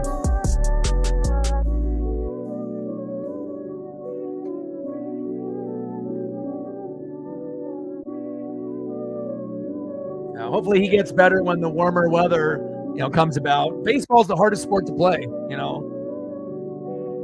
to be a good defender and to be able to hit on a consistent basis, it's, and obviously I feel it's more mentally draining, where you get more people with like depression and anxiety and doubting themselves, even though they're in the big leagues. I feel like, in basketball, you get on a slump, you make a layup and you start feeling good. And then you work your way from, inside out. Oh, I made a layup. I'm good now. Oh, I made a free throw. I'm good. Oh, okay. I made a jumper. I made a three, but in baseball, it's not like that. In football, oh, I got a catch. Maybe I'm not in the end zone, but at least I got a grab. And, you get a couple, games like that where at least you're doing something positive. But, obviously with like baseball and hockey, those are definitely harder than football and basketball, like overall. And, you can get into deeper slumps, and it can really affect the mentals on a deeper level, I feel, for those kind of athletes. They really have to be mentally tough, to be a baseball player or a hockey player.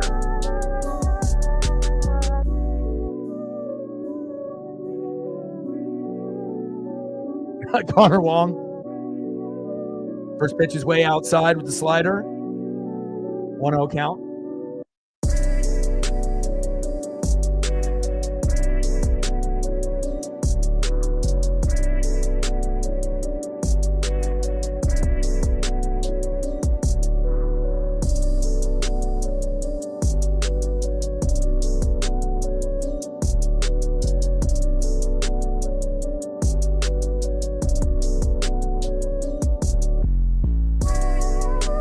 Pitch is inside. 2 balls and 1 strike from Bayo to Crawford.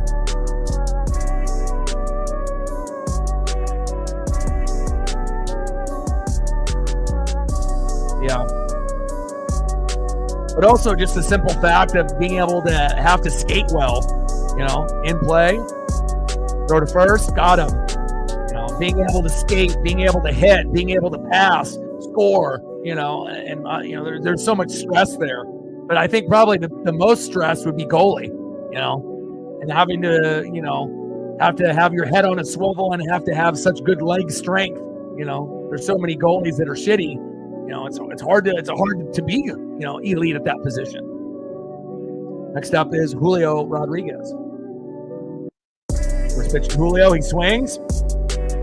Fair ball off the wall. And Julio's going for 2. There we go. Stand-up double for Julio Rodriguez. Thank God. He's overly aggressive 9 times out of 10, and that time it actually works. There we go. All right, Polo, you're up now. Julio's in scoring position at second. Let's tie this game up. Next up, DH Jorge Polanco. And when even Polo is healthy, keep him at DH the rest of the year. He can't play second. He can't play third. He's got a noodle arm. Keep him there. Keep him at DH for the whole year. Let's go. Let's tie this game up. Yeah, again, and how often do we see Julio pull the ball the other way? Almost never. So that is a good sign. Agreed. First pitch is low and inside. 1-0 count.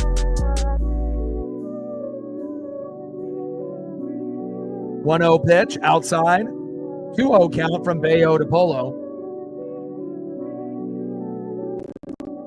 Let's go M's.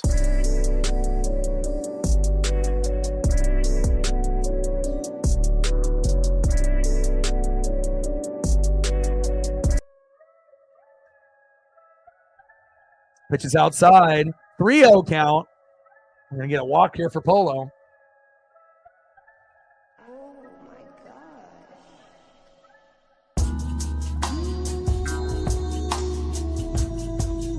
gosh. That's outside of the zone. That should have been ball 4. How the hell is that a strike? No way in hell. Where's the challenge? Holy shit. 3 balls and 1 strike. I don't know what the ump saw there. No way in hell that was a strike.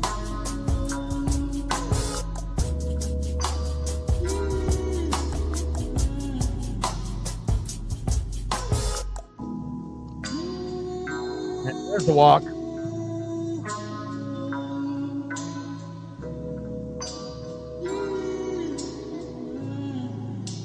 Next up, big dumper, catcher Cal Raleigh. Let's go, Cal.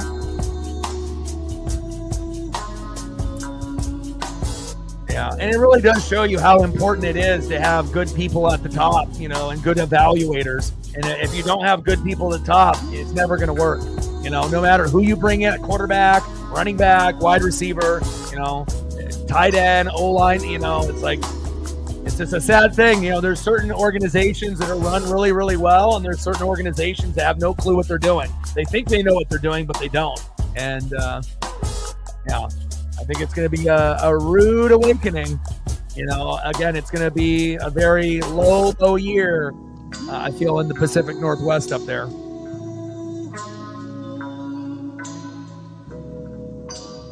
Sarah in the building. What's good? Top of the fifth, 2-1 Red Sox. Bayo on the mound. Cal Raleigh in the box. 1-0 pitch is low as well. 2-0 count to Cal. Take a walk here if we need it. He's losing all control. Would love for Cal to get a torpedo bat 3-run jack here, but Bayo is nowhere near the strike zone.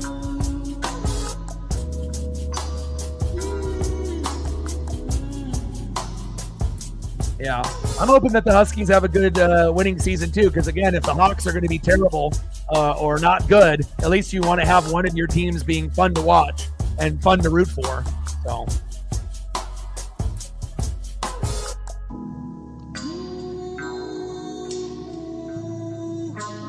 Top of the fifth, 2-1 Red Sox, 1 out.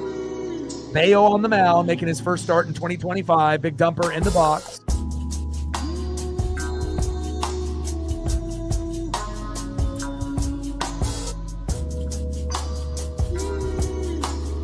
Throw to second, safe. So they have like Chicago style, they have New York style. What is Detroit style, Sarah? What is that? What does that kind of compare to Chicago deep dish and New York style pizza? What's the difference there with Detroit style? Educate me. Big swing and a miss there. 2 balls and 1 strike from Bayo to Raleigh. Because I don't think I've ever had Detroit style pizza before. That's why I'm asking. I think I've heard of it, but I don't think I've ever gotten the actual breakdown of it. Like, what makes it different? But besides the region it's from. Popped up. And that's an easy out there into left field. 2 away. Slide out to left. It's okay, Cal. We still love you. Next up, 0 for 1. Left fielder, Randy Arozarena.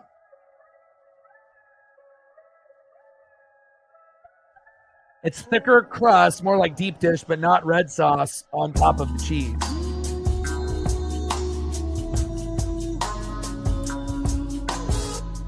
What kind of sauce is it? White sauce? Is it like when you have like those pizzas that have the chicken with the white sauce? Is it like that? Or they're just like, what are we talking? Pitches inside, almost hits Randy. 1-0 count. Top of the fifth, 2-1 Red Sox.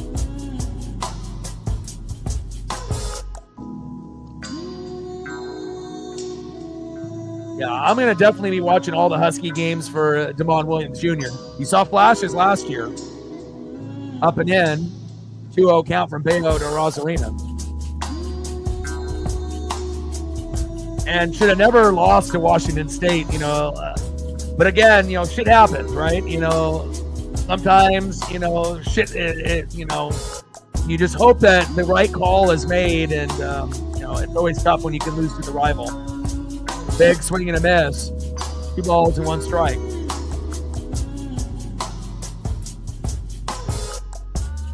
Chicago deep dish has red sauce on top of the cheese.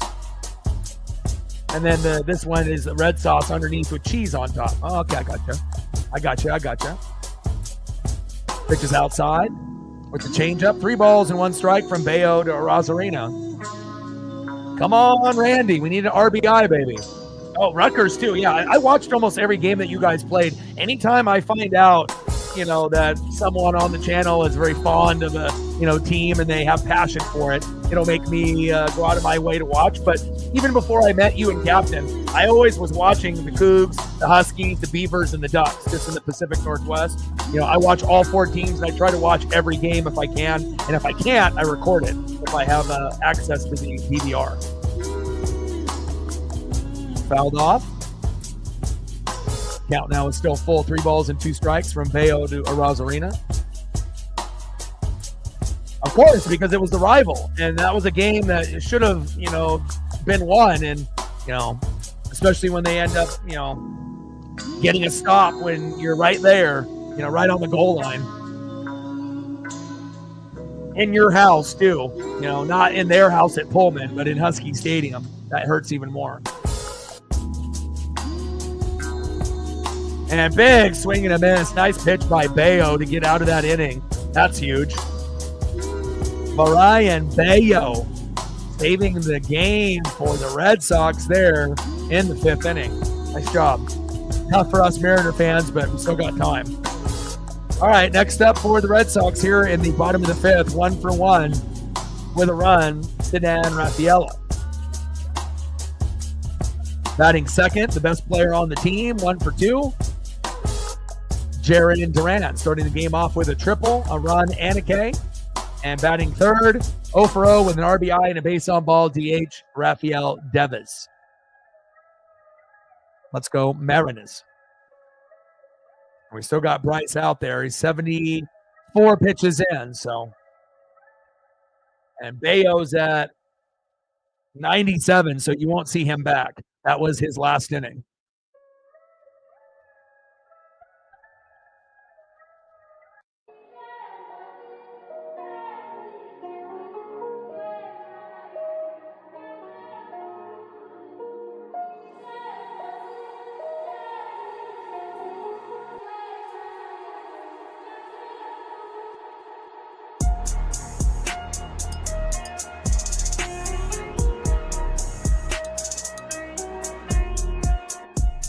Yeah, that definitely hurt you last year. It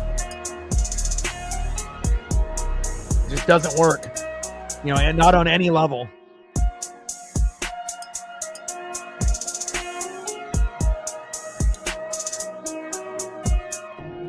I mean, you can always, bring in a guy, like, Taysom Hill, and, you can use him, as a threat, as a quarterback, running back, wide receiver, tight end, RPO, and whatnot. But a lot of times when you end up having like a running quarterback, more times than not, that's what they're doing, but to get ahead of the curve, it's like, you got to make sure you're, getting some passes in for touchdowns, in the red zone with a guy like Taysom. Otherwise, the defense is already going to know what you're doing. So you become kind of predictable.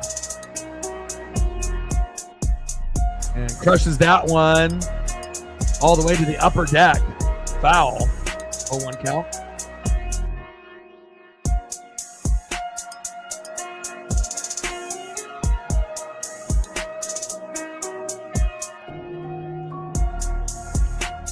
No, I think, a lot of people, they are not, I think more people are supportive of Duran, and we'll see what about Bregman, being the new guy and whatnot. But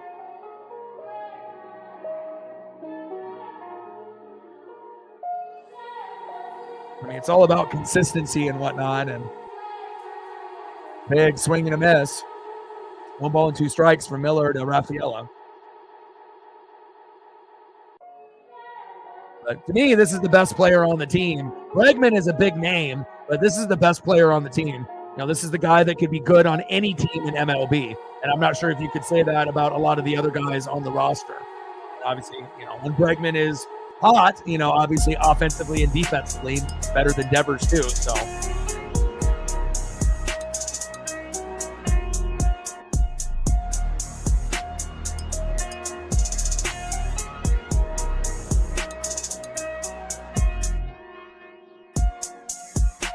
And then not having Masataka Yoshida available with the injury, that's hurt you guys too. Because that's another great hitter for you guys that would make a lot of plays that's just not available. And that's why your lineup doesn't look as strong as it did maybe last year. Pitch is outside. 3 balls and 2 strikes from Miller to Rafaela. And that's a walk. Fuck. Oh, Rafaela to first. And next up, leadoff hitter, left fielder, Jaron Duran. Stud.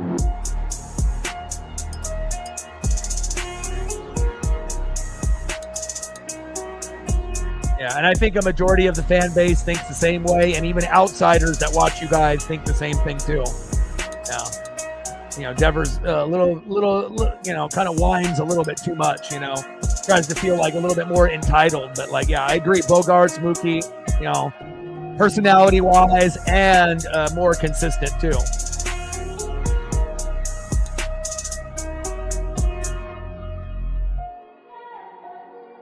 First pitch is inside, 1-0 count.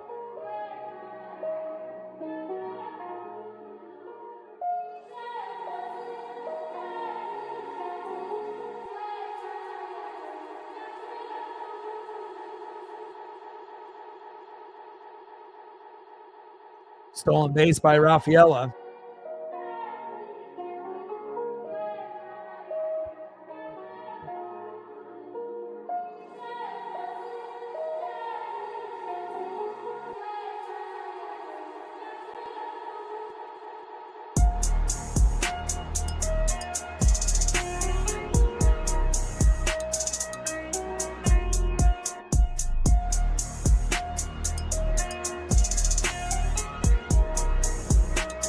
Yeah, hopefully you guys can get rid of him at some point or another.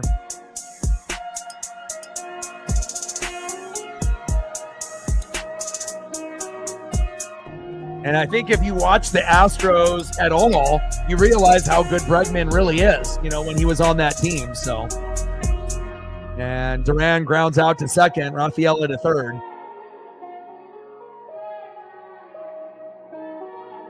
And now Judah and Britt's favorite player in Boston Red Sox history, Rafael Devers.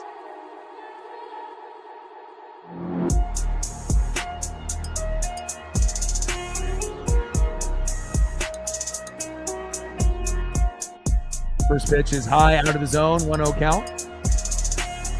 213 average, 345 OBP, OPS of 705, 2 homers, and 13 ribbies. Pitch is high and outside, 2-0 count.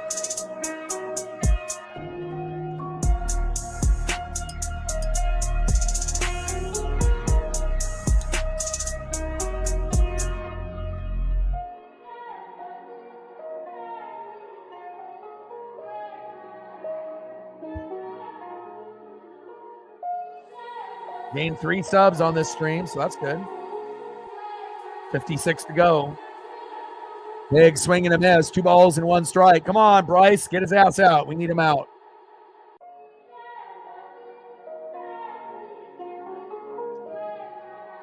I think it's going to be really hard, Captain, watching him this upcoming year.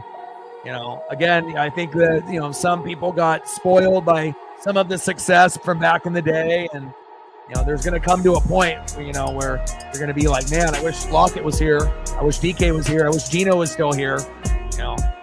We'll see where it all plays out. But like Captain said, as well as, or like Reflect said, if you got guys at the top that don't know how to evaluate O-line, you're never going to be good. And again, it's like, if they knew what they were doing, they would have been beeping that shit up after, right at that Legion of Boom time until now, But again, if you don't know what you're doing or you draft the wrong guys, it sets the team backwards, And obviously some of the guys on the defense and bringing a defensive-minded coach, you might have been able to get a little bit better on that side last year, but, it's a team game, and that's a fucking walk. I would say this, if I was a Seahawk fan, I wouldn't be looking forward to next year. I just had no connection with that team, so, I'm a defensive guy, and, good luck, but it might be a long fucking year.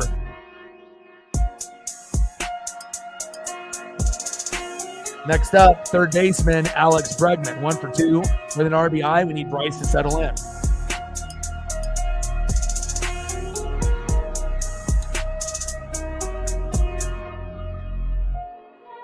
Sure, I got you.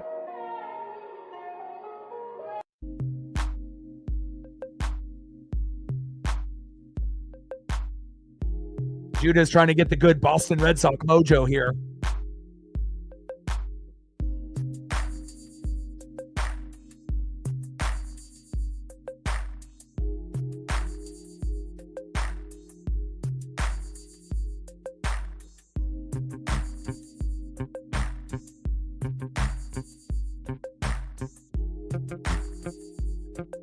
I mean, Hancock obviously is the 5, but I would say that Miller is definitely worse this year than I was anticipating. He's the 4, Castillo's the 3, Woo's the 2, Gilbert's the 1. But when Kirby comes back, hopefully he'll be the 2, Woo will be the 3, Castillo will be the 4, and Miller will be the 5. But hopefully Miller will be able to, get on that Castillo level and then surpass him and get closer to Woo. But a lot of our guys have been, kind of struggling at certain parts of the game and been a little rusty in the first couple innings. But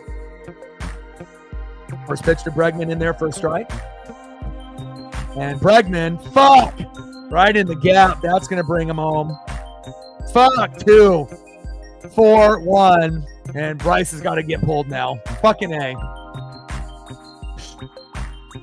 And Bregman. Golly. That's a big RBI double there. Bregman. Much better than Devis. You're the man. You and Duran. Man, that's tough. Next up, shortstop Trevor Story. Brutal. That was huge. Bregman's been a thorn in our fucking side forever. Obviously with Houston and now with Boston. Brutal. Yeah, maybe I'm going to have to turn that off. See, you requested the song and I gave it to you. And then boom, that happened. We might have to we might have to turn that off. I can't be giving you good luck.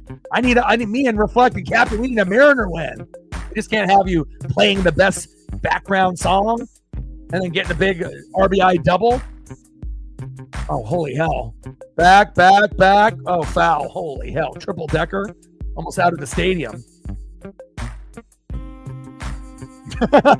Got to turn it off.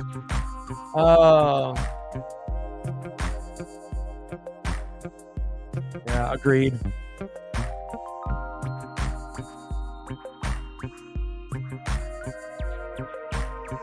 Well, yeah. Well, Bregman gets booed because of the cheating, like Altuve.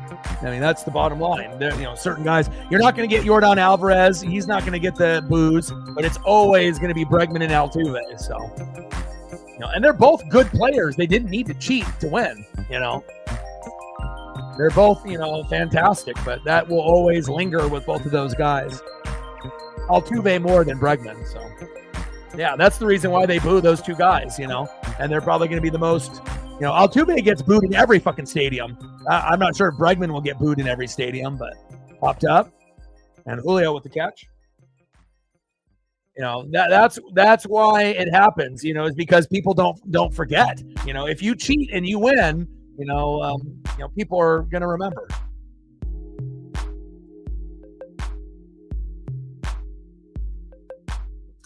Next up, Wilyer Abreu. But bringing in Bregman and Crochet were great signings for you guys.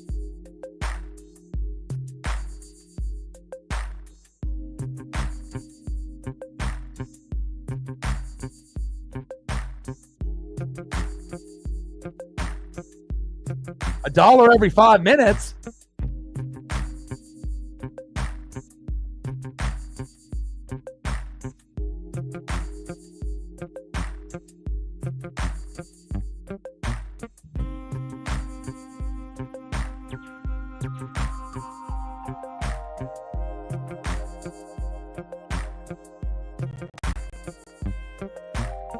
One ball and one strike from Miller to Abreu.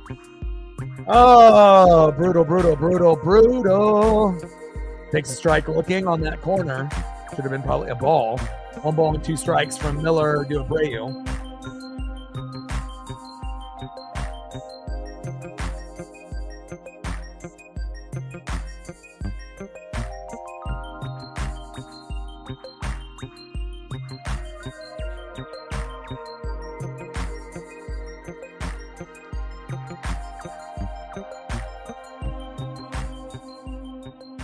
Four-seam fastball outside. 2 balls and 2 strikes. Runner at third with 2 outs. I mean, we got to stop the fucking bleeding here. I mean, we're already bleeding out, down 3 now.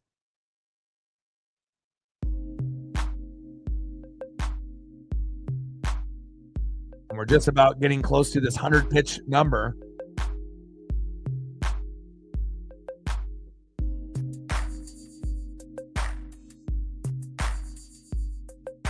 3 balls and 2 strikes now. Count is full from Miller to Abreu.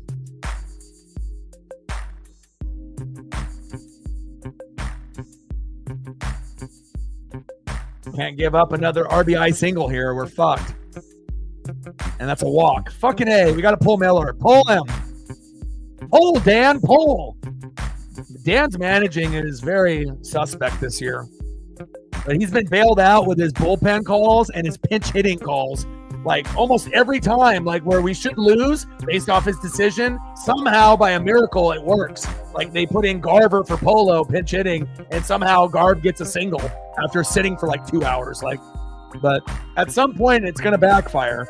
But now he pulls them with runners at first and third. We're going to bring in Edward Bizzardo, but sometimes Bizzardo is good, but sometimes he is terrible. Ay. We're going to have to get payback when the series comes back to Seattle. Because obviously it looks like, unless the bullpen stinks it up for you guys, if you guys win this, we got Emerson Hancock on the mound tomorrow. We might lose that one. And then you got Crochet and Wu, and we might lose that. So, in the last 10 games, we're 8-2. We're the best team in baseball in the last 10 games. Best record in the American League and National League. And that could disappear real quick. Damn you, Boston fans. Why? The song. That's why I gave you guys the fucking good mojo. Because you guys are well liked by me.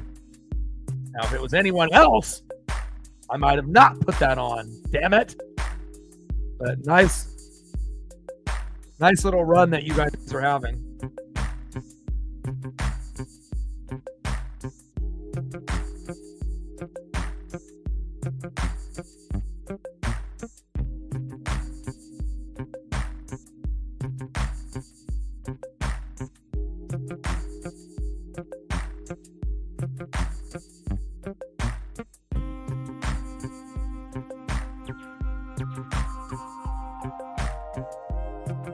Edward Bizzardo.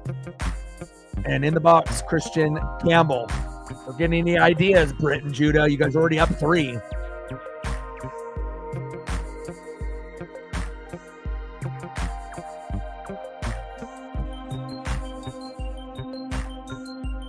Yeah, you guys do. I already knew it was going to be tough, And then I was like, ooh, yes, we got Wu in that third game. If we found a way to win this one, because I already, I'm not going to chalk up an L tomorrow unless the offense comes alive, but who knows, But then I was like, ooh, Wu. And then I looked on the other side and I'm like, no, Crochet, like anybody but him. So again, that's definitely is going to be a pitching duel. But if there was a guy that you were going to trust, it's obviously your guy more than our guy. Your guy is a 1. Ours is like a 3. So, but sometimes plays like a 2 in Wu. So we'll see where it goes. Don't get greedy. Bottom of the 5th, 4-1 Red Sox. Runners at first and third.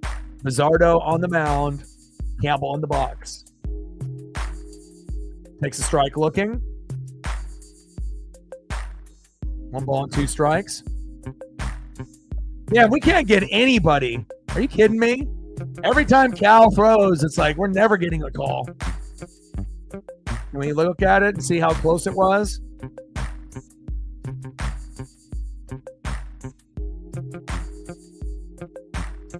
Great jump. Not a very good throw by Cal there, which is a little rare because Cal's throws are normally pretty fucking on.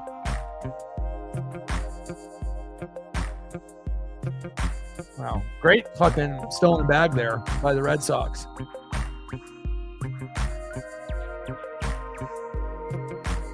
Strike swinging. Got him.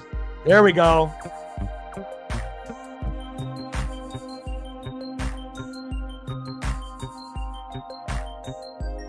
Oh.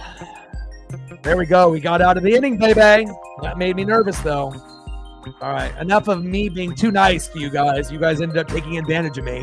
4-1? How dare you? Beating the Ducks. Goodbye. We need something different there. Nice job by you guys, though. That was a great inning for you guys to open it up. Agreed.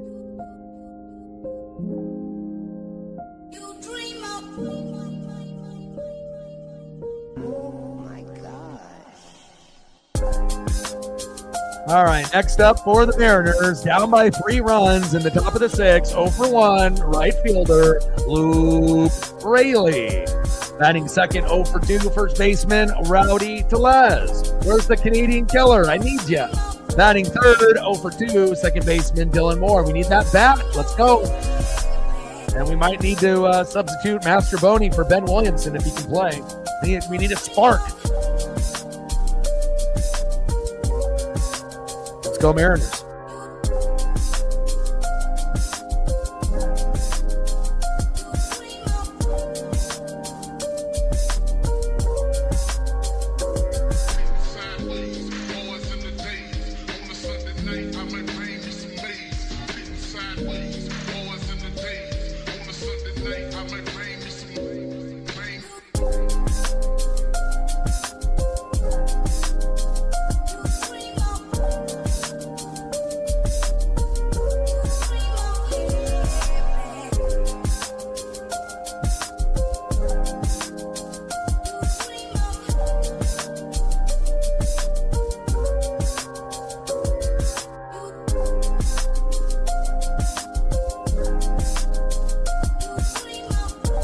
Four more likes to 30. If you're in the room and haven't smashed that like button yet, please do. Let's see if we can get to 30 before this stream ends. We're at 26. Let's go, baby. And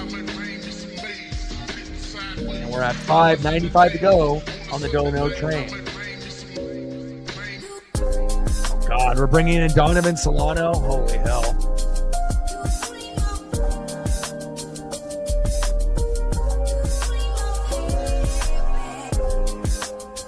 Why is Solano hitting for Luke Raley? Because they brought in a new pitcher. That's a lefty. First pitch, strike swinging. Justin Wilson on the mound. Bale got bailed out quite a bit. 0-1 count. Solano, go to AAA.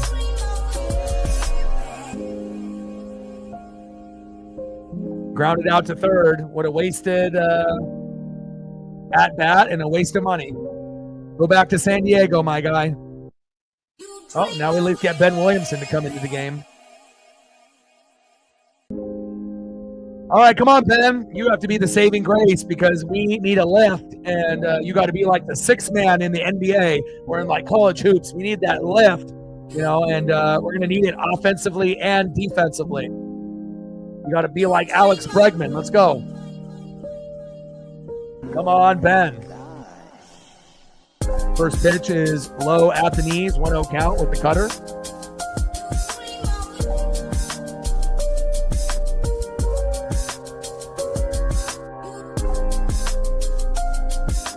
I mean, we're not striking out as much as we did the last 3 to 4 years, and we're stealing bags on a very high pace, being like number 1 in MLB. But again, it's, the fact that, guys like Julio are not, doing what we need to do at the top of the order and not having Victor Robles as well is definitely hurting. Now, we're getting good production out of Polo and Demo most of the time.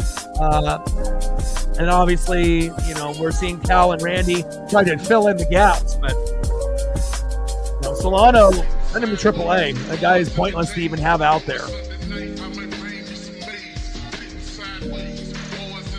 Cutter is low at the knees. 2 balls and 1 strike from Wilson to Williamson. 4-seam fastball, low and away. 3 balls and 1 strike, and maybe we can get a walk here. I really like Ben. He's a great defender at third, and he's got a good eye. Hopefully this will lead to a walk, and we can get pushing here. At least get the game to be like 4-2, and then try to get another run in the next inning, make it 4-3, and then another. And there we go. There's the walk. That's my boy, Ben Williamson, one of my faves, coming out of the farm. Nice job, Ben. Next up, Dylan Moore.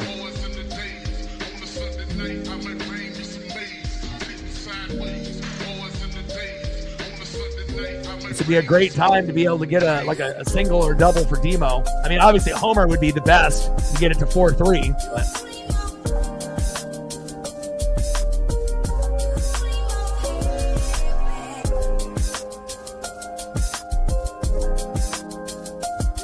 but some of the pitching staff, yeah, I will agree with that.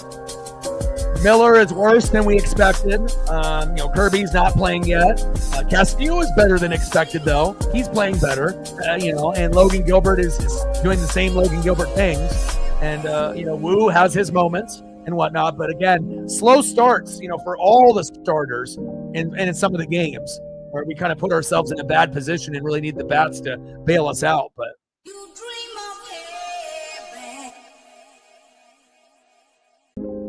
automatic ball with the violation, then a strike looking with the splitter. 1 ball and 1 strike from Wilson to Demo. But if we can get, a few hits off the guys in the pen, we can get back in this game. But we can't let them score anymore. Again, we have to try to shut the door down and have our pen be the stronger out of the two, and then try to manufacture some walks, hit by pitches, whatever, bunts, timely hits to try to get back in this. Pitch is outside, 3 balls and 1 strike. Maybe this will be another walk here. Obviously, Wilson does not have the control. And a lot of times for the Mariners, right, we don't do anything for the first 6 innings or minimal. And then the 7th, 8th, and 9th, we rake, against their pen. So, it's a sprint, not a marathon. And hopefully it'll get a little bit better here in these last 4 innings. And we can tie it up.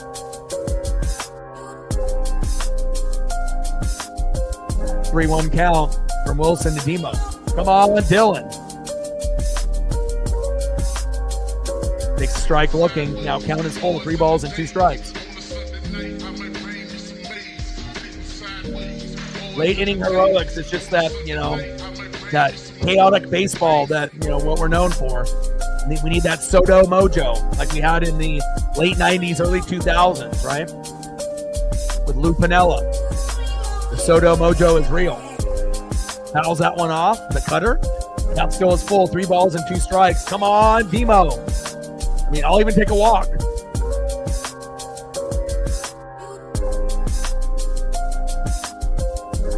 Come on, baby. Come on, Griffey. We need it, baby.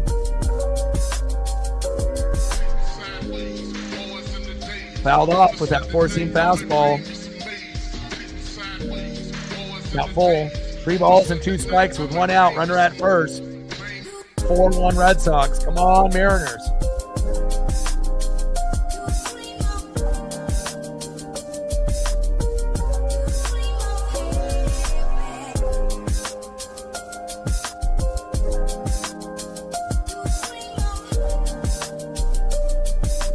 There we go. Yeah, baby. I love me some walks. Baby. There we go. Next up, Miles Mastroboni. Who they have coming in? Who is it? Leo Rivas? Yes, I like this decision. Get Leo Rivas in here. Here we go. I like it. Leo's got the speed, and he's very smart in the box. This will lead to either a walk, a hit by pitch. I'm not sure if he would drop a bunt down if we got guys at first and second, but hopefully we can find a way for Leo to get on base. And if he can get on base, we're going to be cooking here. Oh my gosh. Come on, Leo. Exactly. Let's grind this at bat out. 7, 8, 9 pitches, if we need to.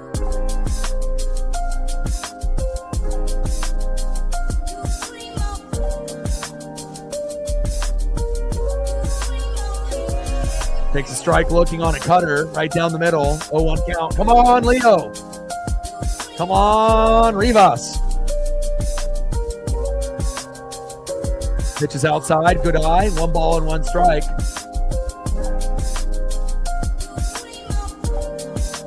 Come on, Leo. You know what it is, baby. Eyes outside, baby. With that splitter, 2 balls and 1 strike. This feels like it's going to be a walk. I'm hoping. We'll have bases loaded. But we can't have a bases loaded double play to get out of it.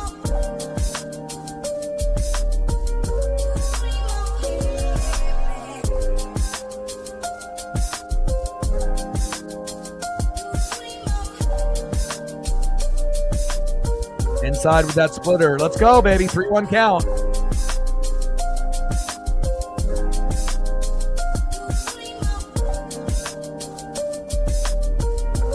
Here we go. Here we go, baby. Draw the walk. Be smart. Hit my pitch as long as you don't get hurt. Come on, baby. Top of the 6. We can come back. 4-1 Red Sox. Runners at first and second with 1 out. Come on, Rivas. Very patient in the box. Good baseball IQ out of Rivas. Chopper towards third. Fuck. Throw to first in time. 2 away. Runners advance to second and third. Could have been worse.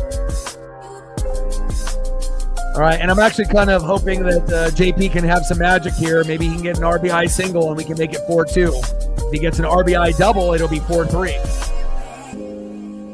It's crazy at this point. It's like you almost would, rather have JP up rather than Julio. That's the problem.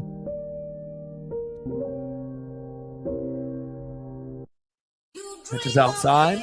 How is that a strike when that's like 2 feet off the plate? Challenge, motherfucker. Holy fuck. 2 inches off the plate? Son of a bitch. I mean, we've already gotten screwed on a couple fucking bad calls today. At least 3. JP, floater, drop. Yeah! Take that! Let's go! Go, go, go! Run your ass off! Woo! Let's go! Bang, bang, bang, bang, bang! Ooh! That's what I'm talking about, baby. Yeah, that's how you get back in the game. Let's go, baby. Hell yeah. That's what I'm talking about. JP, better than Julio. Let's go. You got to talk it into existence, and then I did. Let's go, baby. That's what I'm talking about. Next up, Julio Rodriguez. We're back in it, baby. We're back in it. Let's go. Fuck yeah. Let's go. JP. Huge. Huge, huge, huge. We needed that. And it shows you, like, no matter how bad shit is going, in the first typical 5 or 6 innings, again, once the starter goes out, the Mariners can rake against anybody in the pen in any league, American or national. It just gets to a point where you hope that you can end up getting, 1 to 4 runs in the first 5 innings. And sometimes we do, and then sometimes we, start fast, but then we don't do anything at the end of the game. But again, huge play, JP Crawford. And let's see what Julio can do here.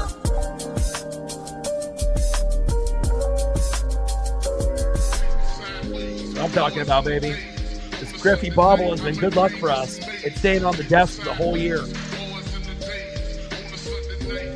Trident's up.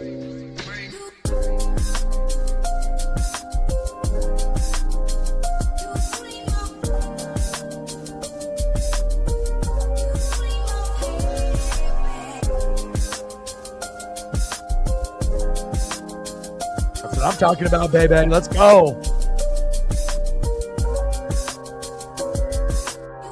Never doubt the moose, baby.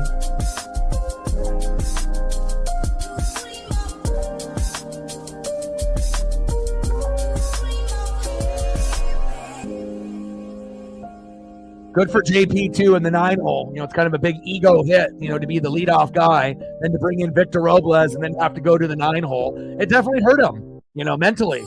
And again, but he can still be a big, contributor to this team, at the 9-hole. Facts. Let's go, baby. $3 holla. Appreciate you. Stacks. Racks. Jack. Bang, bang. First pitch to Julio inside. 1-0 count. Can we get a walk here out of Julio? Pitch is low and out of the zone. 2-0 count to Julio Rodriguez.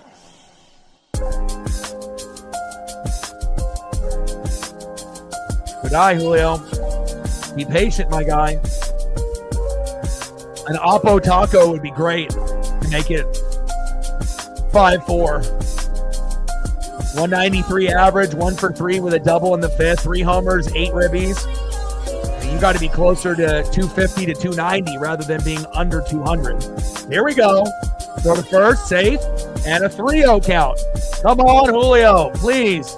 Let's go, baby. You don't get too many 3-0 counts. Don't fuck this up. Trident's up. Let's see if Reflect got it right. Let's see if we get a homer here. I'll take a walk. I mean, I'll take anything. A walk, whatever. Just something positive to keep the inning going. Makes a strike looking. 3 balls and 1 strike. Come on, Julio.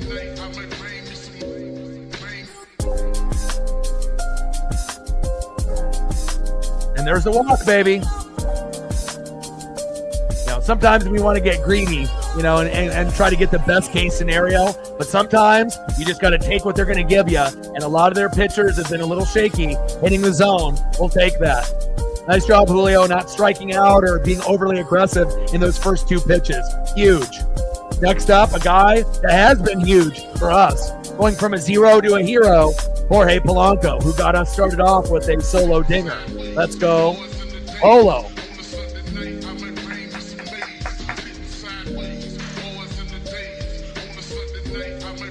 Let's go, baby.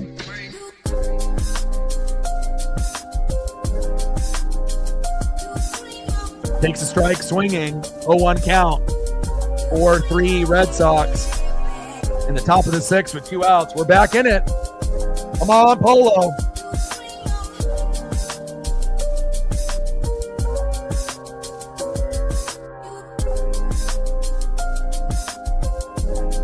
Pitch is way outside. Good eye by Polo. 1 ball and 1 strike from Weissert, Jorge Polanco.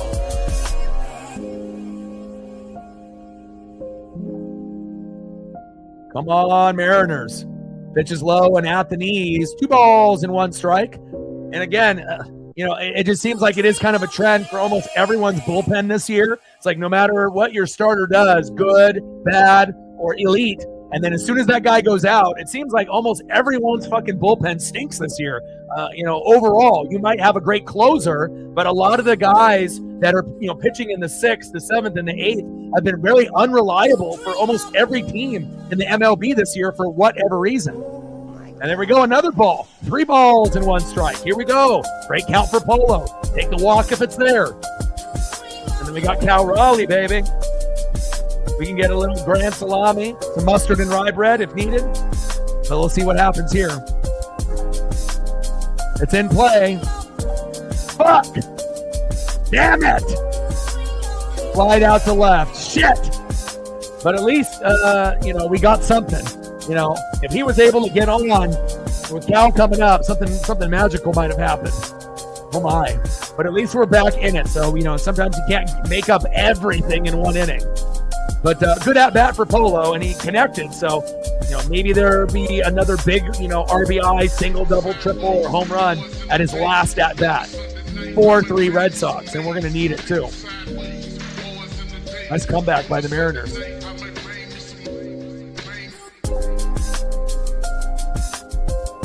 Next up for the Red Sox, first baseman 0 for 2 with a K, Tristan Casas.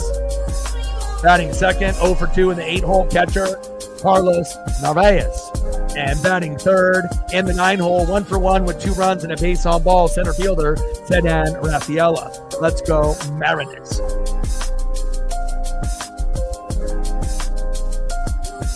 You're the man, JP.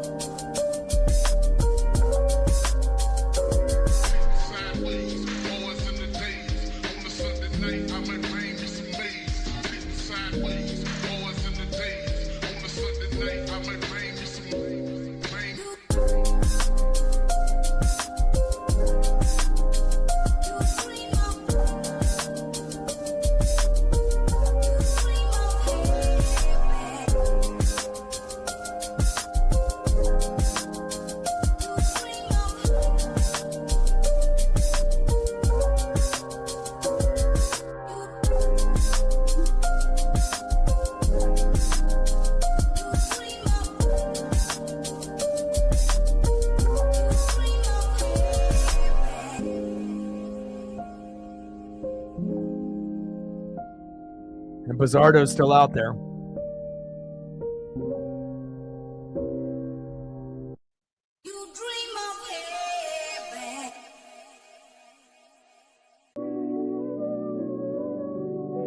Let's go, baby. Find a way.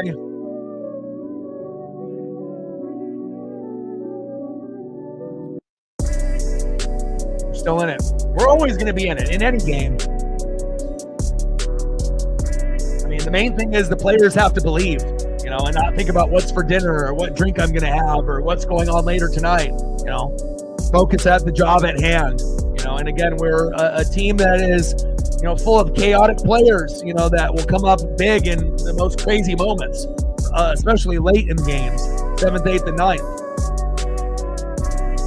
Big swing and a miss. 0-1 count. Like, sub, donate, comment, share. If you haven't smashed that like button yet, please do. We need 2 more to get to 30. If you're in the room, help us get there.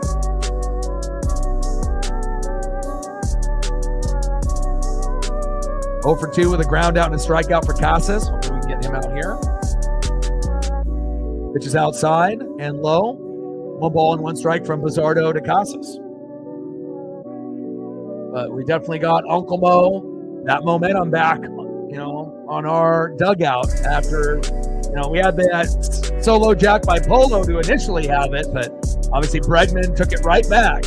And, you know, it's definitely back and forth now. Pitch is outside, 2 balls and 1 strike from Bizzardo to Casas. Come on, baby.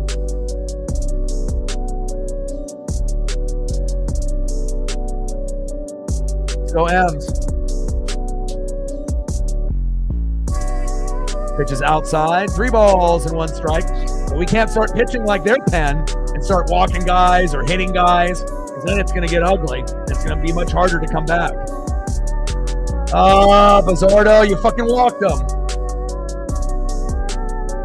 Where's Matt Brash when you need him? Next up, catcher Carlos Narvaez. Time for a double play for the Mariners. You hear me, sports gods? Double play. DP. Little grounder right up the middle. Flip to second. Boop. To first. 2 outs. That's what we need. Takes a strike looking inside. Foot off the plate. Terrible call by that ump. This ump is... we say it every game, you know. This ump is terrible.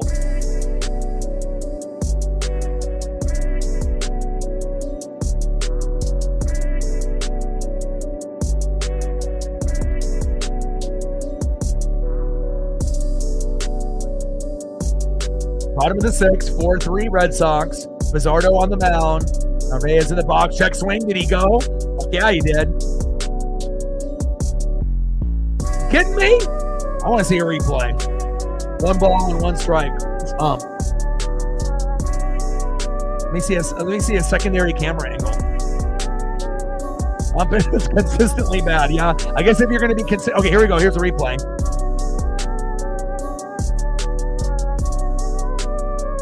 In play. Only played it first. Couldn't get the double play, but at least we got 1. There we go. 1 out. Next up, center fielder Sedan Rafaela, 1 for 1 with 2 runs and a base on ball. Come on, Mariners. Come on, Bizzardo. Fouled that one off. I'm the count 0-1.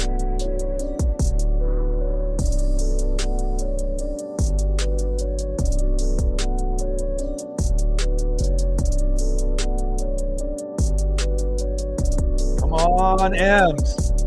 Try to ends up. We're battling. Strike swinging. Behind in the count 0-2. Let's go, Bizzardo. And we will be doing the game tomorrow, 3:45. Same time, same place with Emerson Hancock on the mound. We're definitely going to need a lot of hits and runs tomorrow.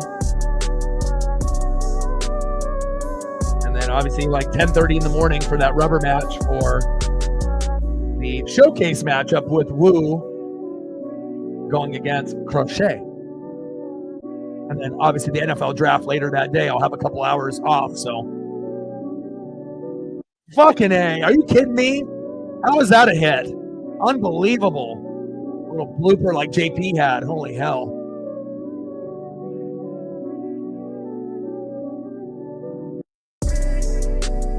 Next up, left fielder Jaron Duran, which you have to be very careful of. 1 for 3 with a run and a K and a triple to start off the game. I don't don't know what the likelihood of him hitting a ground ball up the middle for a double play is, but we need it. But probably won't get it.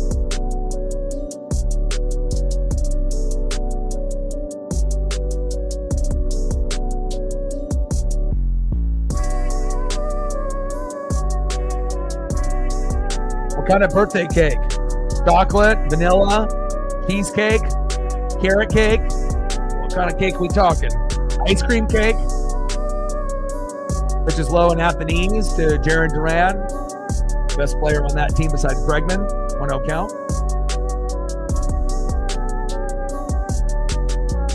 Throw to first, safe. Sponge cake with fruit on top and icing. Sponge cake is good.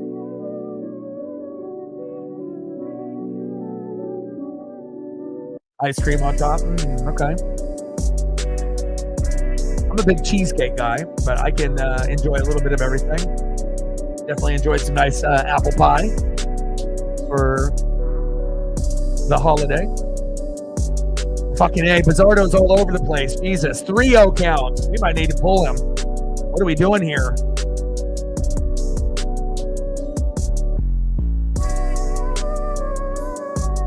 Goes bunt and it's outside the zone. Come on, Bizzardo, wake up.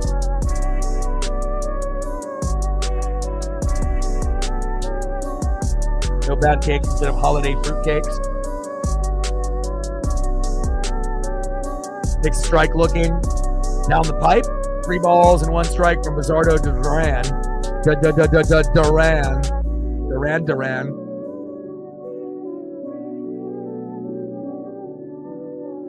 I will say this, the holiday fruit cakes, if you haven't had one in like 10 years and then you have one, it actually is okay. Because that's what kind of happened to me like a year or two ago. Like I haven't had one in like 5-10 years, and then I actually got one. And me and my dad, I had a little piece, and it's not too bad. Not ideally my favorite, and there's the walk, bases loaded, but it was a little bit better than I thought it was going to be, based on what I remember, it kind of the texture and what it tasted like. But I guess it kind of depends on who makes it. Pull him, Dan. Wake up. Bases loaded with 1 out. Everyone's favorite Red Sox, Rafael Devers. Well, hopefully his pouting will lead to a strikeout or a double play here. Yeah, Sinners got almost a perfect rating on Rotten Tomatoes.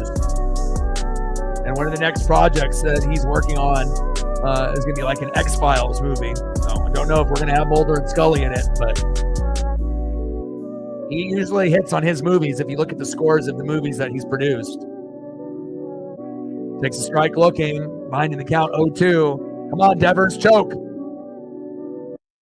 Sorry, Red Sox fans. Come on, Bizzardo.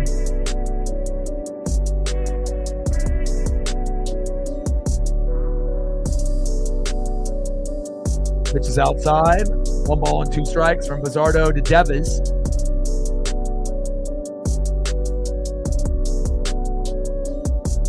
But I love me some cheesecake. Doesn't matter what it is, strawberry cheesecake, any kind of cheesecake. It's the best. Bases loaded with 1 out. In play. Fuck! Julio catches it, throws home, and he keeps him there. Whoa, baby. But Bregman's up. There we go. And again, Bregman can hit a grand salami. It's not like he can't. Nice job by Julio with that strong throw home. You might not be able to get Julio with patience in the box, right? But we can get great defense still out of him. Great job in the outfield, Julio. You saved us a run. But now we have to kind of be a little popped up. Get out of the inning. Stay in play. Stay in play. Yes. Yes. Randy Arozarena with a catch and bases loaded, stranded. Thank you. That's what I'm talking about, baby. Hell yeah. That game could have been well over with right there. Very, very close. Let's go, baby. Yeah. Let's go.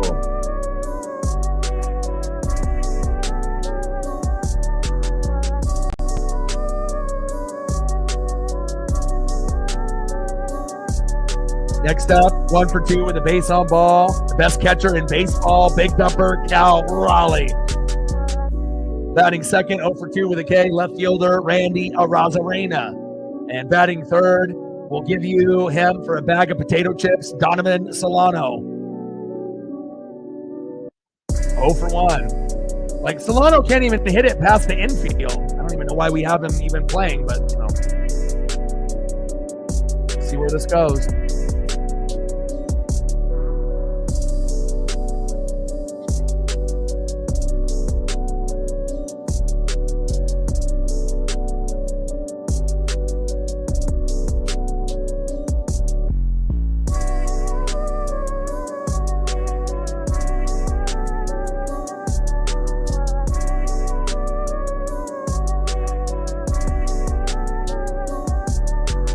Episode premiere for Andor. Let's go. I know what I'm watching tonight. Let's go, baby. You know what it is.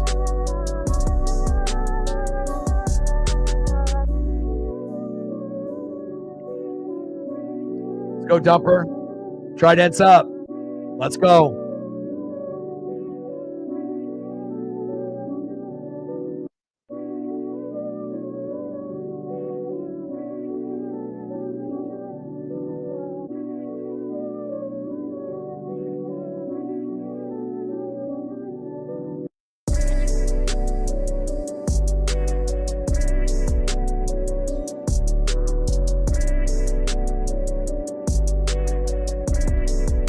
Pizzardo likes to live on the edge. Well, that's what happens when we don't have Troy Taylor available or Matt Brash available. We can't play Gabe every game, you know, and, you know, Munoz is only at the end. It's like, you know, instead of spending that money on Solano and Mastroboni, they should have spent it on 2 quality pitchers in the pen.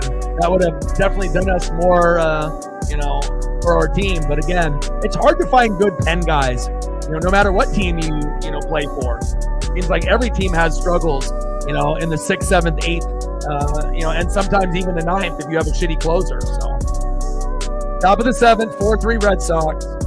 Whitlock on the mound, Big Dumper in the box. 1-2 pitch. Let's go, baby. 1 ball and 2 strikes to Big Dumper. Let's go.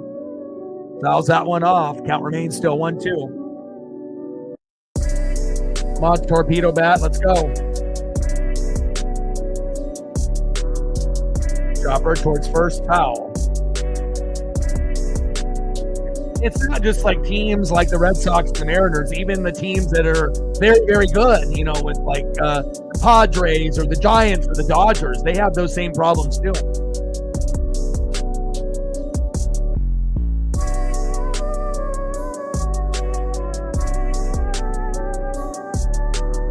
Pitch is outside, 2 balls and 2 strikes.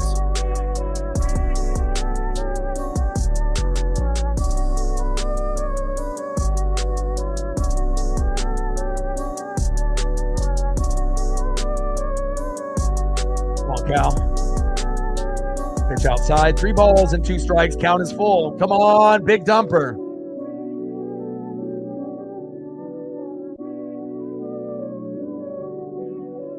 Trident's up. 3-2 pitch. Popped up. Should be an easy out here for Boston. 1 away. Flies out to center.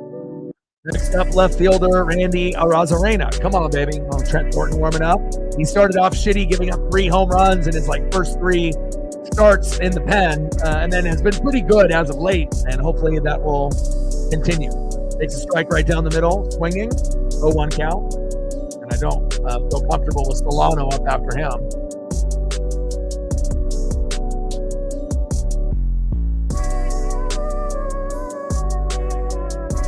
Another strike looking after a strike swinging in the zone behind the count 0-2 from Whitlock to Arozarena. Come on, Randy.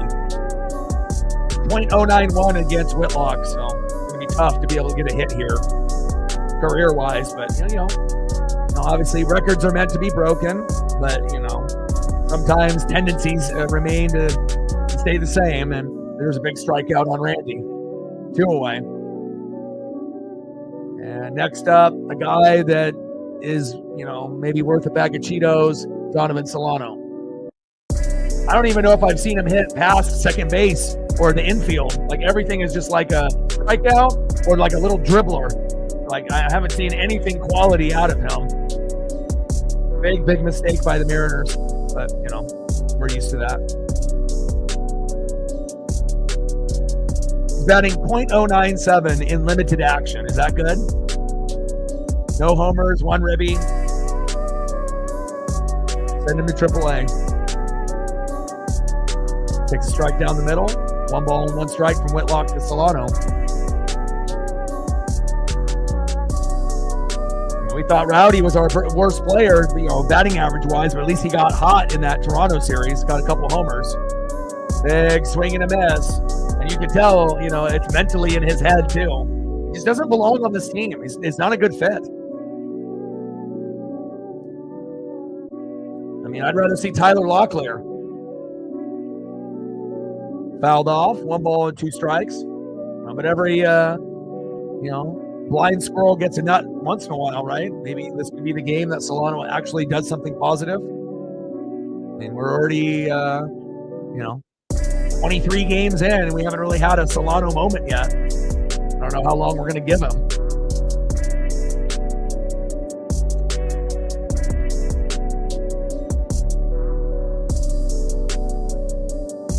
Same thing every at-bat.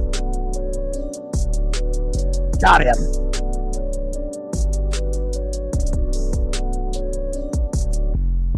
Solano, boo! Garbage. Go back to San Diego for a bag of chips. We don't need you. You're just taking the place of someone else that could be productive.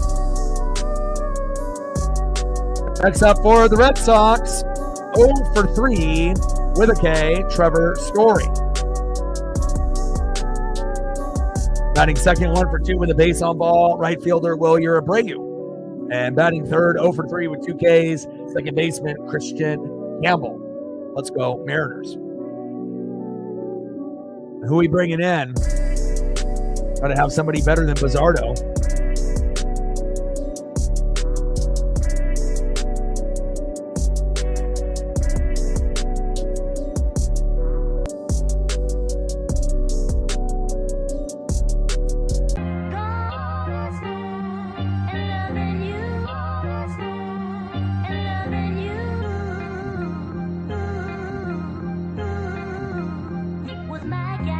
Thornton coming in.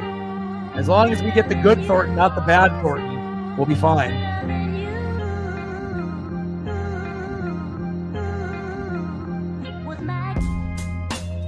Send Solano down, bring Tyler Locklear up. All right, Trent. You're a Lauren lookalike. Let's get it done. Thornton on the mound. Trevor Story in the box.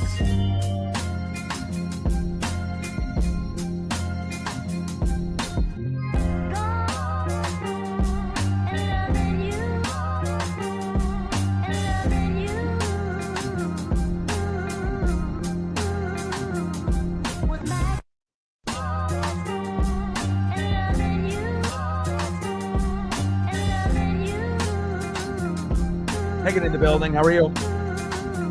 4-3 Red Sox, bottom of the 7th. First pitch high and inside, 1-0 count from Thornton to Story. Yeah. He actually was good, Andrea, for San Diego, though. He had a pretty good batting average. It was almost 300, but again, he was surrounded around much better hitters than typically the Mariners have, and it's an easier ballpark to hit at than Seattle, which is the hardest. So, sometimes you can have success somewhere else and then come to Seattle and just, so here's the numbers here.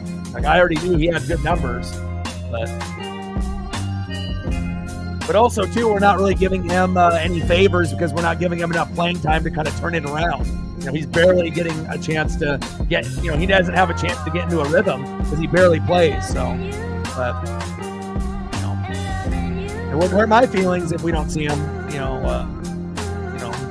do anything for us. I'd rather have someone else. I've seen enough of him where, I'm ready to move on. 1 ball and 2 strikes from Thornton to Story. 4-3 Red Sox lead. Momentum has been back and forth. Hopefully we can get Story out here.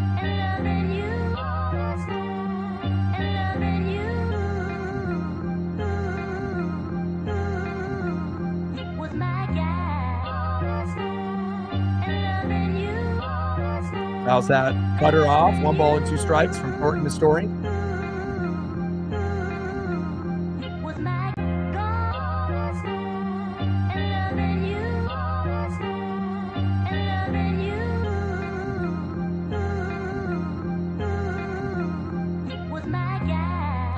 Pitch is outside. 2 balls and 2 strikes from Thornton to Story.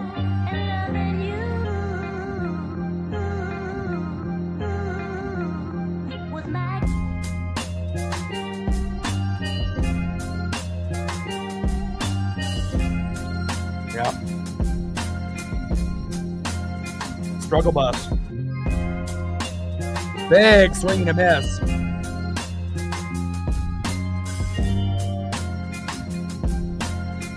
Down goes Trevor Story. Next up, right fielder, Raul Abreu.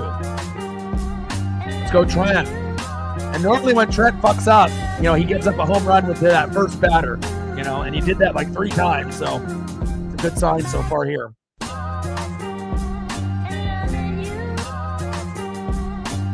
Which is high and outside. 1-out count from Thornton to Abreu.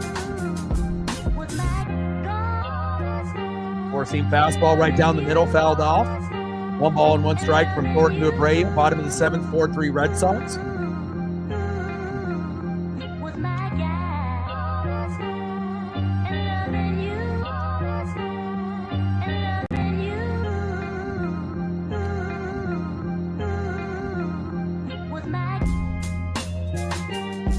Come on, Trent.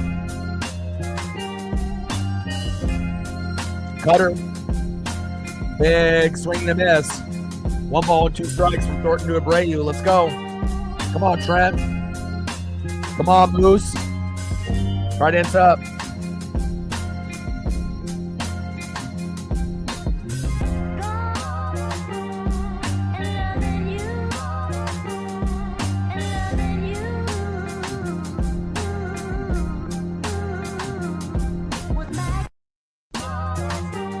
Little slow dribbler. Gosh! In play for a single.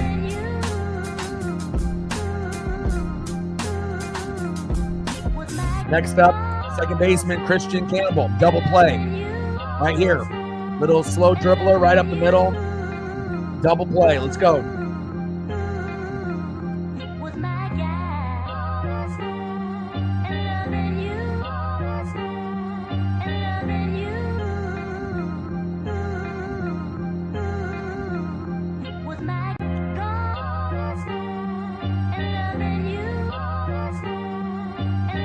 First pitch is outside. 1-0 count from Thornton to Campbell.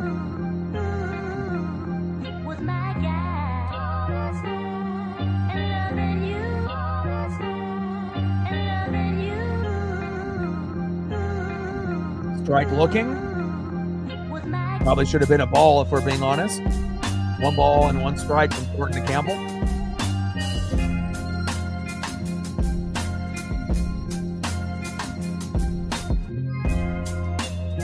Four-seam fastball inside.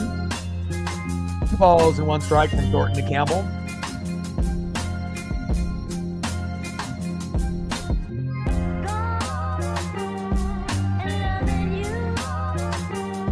We don't want to hit anybody in the head or in the shoulder or stomach.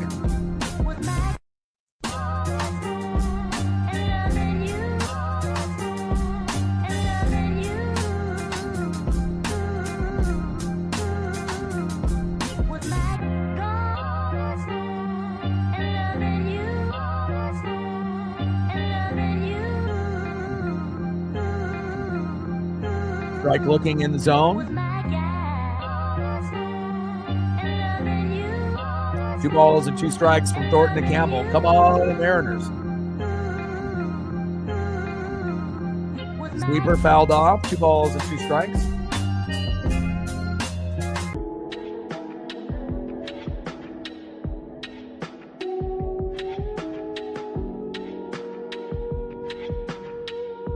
Popped up.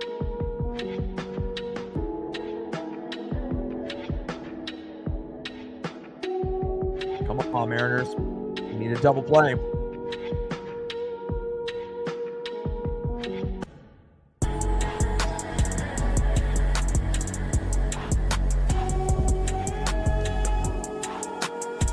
Pitch is way outside. 3 balls and 2 strikes. Count now is full. Come on, Thornton.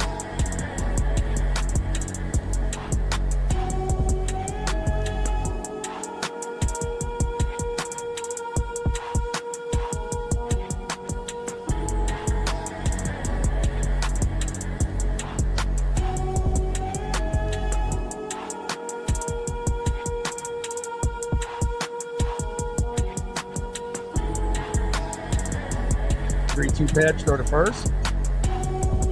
Safe.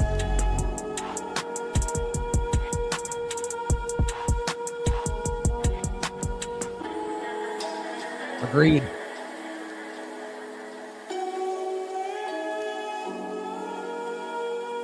Fuck, walked him.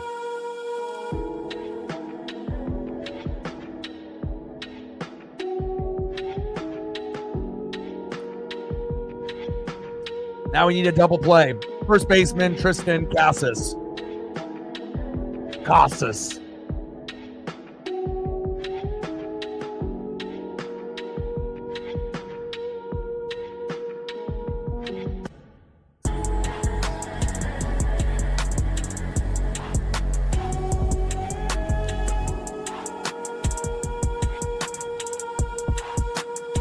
0 for 2 with a walk in the 6th.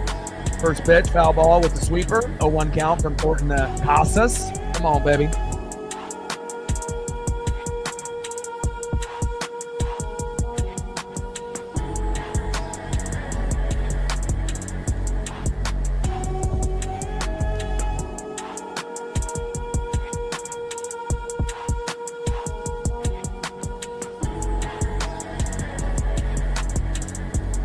Two on, 1 out. Oh my God. Back. See ya.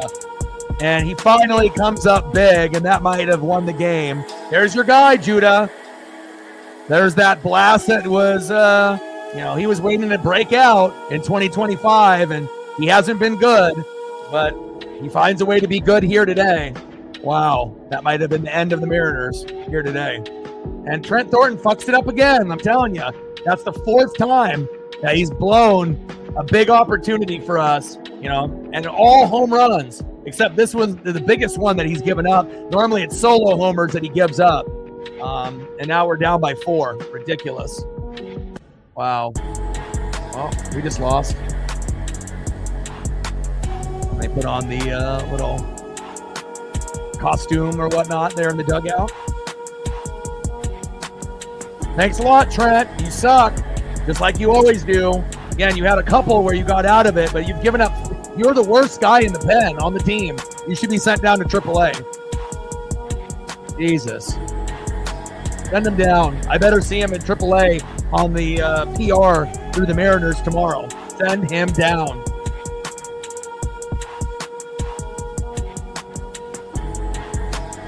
Fuck, brutal.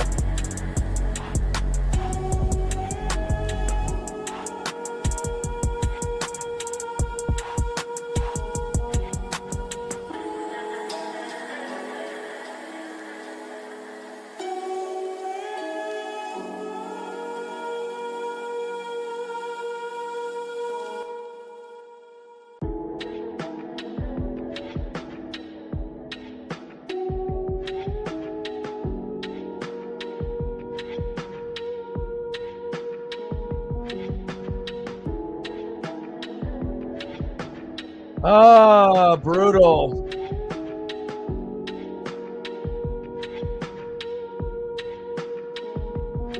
But I mean, he's given up the most home runs out of any guy in our pen, and statistically, he's dead last on the team. Brutal. But I know Casas has really struggled this year. I just wish he wouldn't have got out of the funk against us, but that's what happens when you have a shitty guy in the pen. Nice job by Tristan. Next up, Carlos Narvaez, the catcher. Now we're down by 4. Now we really need a fucking miracle. We have to make up 4. We have to make up 4 in 2 innings. We need 2 in the 8th and 2 in the 9th. And now we're bringing in our new guy from AAA Tacoma, Darren Lau. And we'll see what he does, making his MLB debut.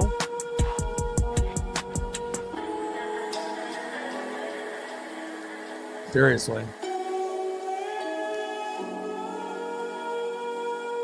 First pitch. In there for a strike, but called ball. Come on! At least give us the calls. I mean, it's in the zone and you're calling it a ball. I mean, the Red Sox more than likely already won. Come on now.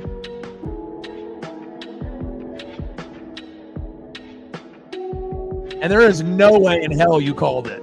After a guy that has been struggling like the most on the team, there's no way you called that. 0% chance. There's no way. No Red Sox fan that thought he was going to go yard there.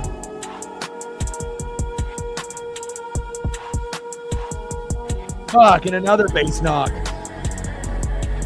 Jeez, everything's falling apart.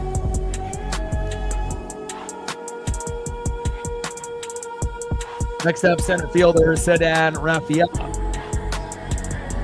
Oh, and tomorrow could get ugly too. And then you got Crochet on the mound on the 3rd game. I mean, we're on the brink of possibly getting swept if things just don't start to heat up for us in game number 2 or game number 3 or in the 8th and the 9th inning.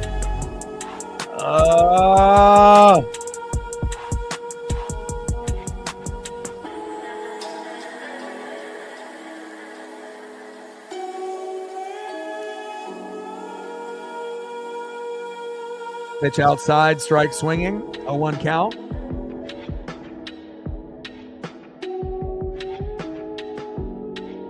Pitch inside, 1 ball and 1 strike. She said I did. He's like, rewind.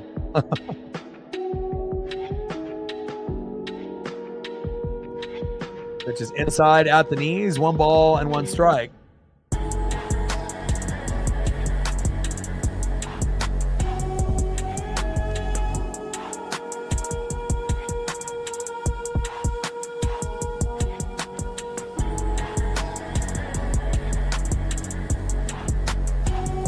Pitch outside, fouled off, 1 ball and 2 strikes.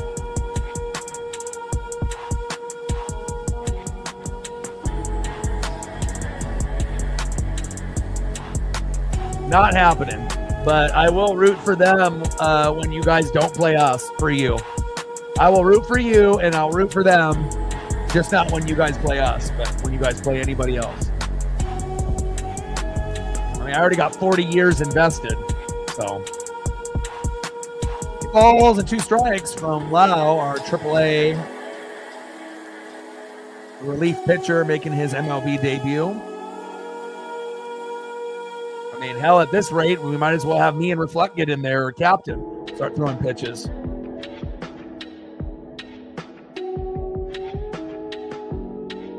And Rafaela struck out swinging. There we go. That's how a AAA pitcher comes in and gets the job done. Down goes Sedan. Next up is Jaron Duran. 1 for 3 with a run, base on ball and a K. With a runner at first, down by 4 runs now.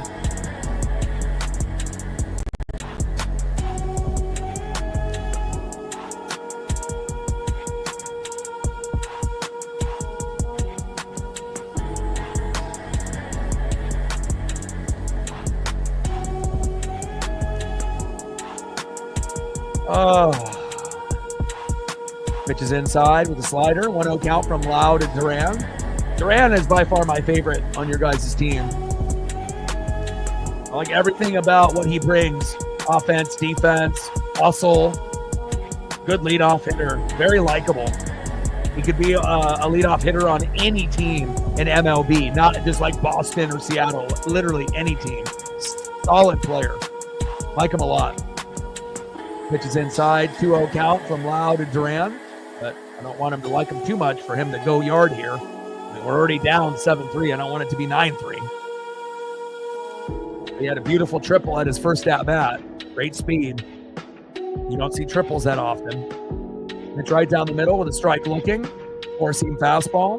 2 balls and 1 strike from Lau to Duran. Yeah, you and me both, Captain, because, I mean, it's going to take a miracle here. But we've had a couple miracle finishes. We were down 5-0, against the Astros, down late by 2 runs, 5-3 to the Reds. And we had back-to-back homers by Cal and Randy. Tied up 5-5, and we won that. And then some late inning heroics with Rowdy Tellez against the Blue Jays. So I know it looks terrible, but if there was any team that to come back from being down 4, it's fucking us. We are built for, these kind of miraculous comebacks that other teams sometimes do, but we've already had in these first 22 games at least 3 epic comebacks out of 22 games. That's a lot more than most teams at this point. So it's not over till it's over. Even though it looks over. But that's what we said in some of those other games. Oh, it's over when we were down 5-0 to the Stros, and we came back. Oh, it's over when they had that grand slam in the 8th, the Reds, and then we had to hit back-to-back homers in the 9th with Cal and Randy. Came back and won that one. Shouldn't have won that, but we did. Shouldn't have been winning the game against the Astros down 5-0. We did. So grand salami by Rowdy against the Blue Jays. Shouldn't have won that game. We did. So little dribbler, throw to first. And a shitty fucking throw. Fucking A. And another run comes home. 8-3 Red Sox. Wow. Yeah, not looking like tonight.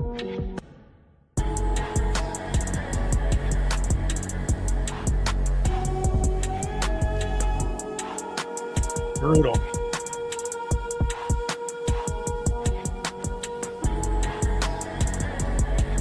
Oregon is beautiful. West Coast, the best coast. Duran reached on an infield single to second. Wild throw. Everything is going down the shitter. Next up, Rafael Devers. Don't say that against the Mariners. Don't say that. Don't say that. I wouldn't want you to shave your head. I'm telling you, we've had some epic comebacks. And again, it definitely looks and feels like it is over. 100%.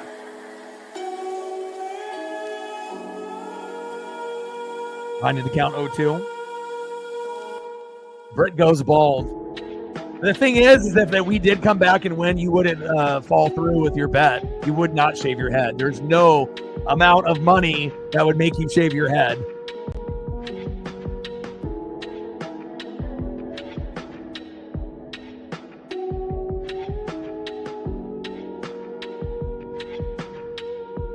All right, 8-3 Red Sox. We're down by 5.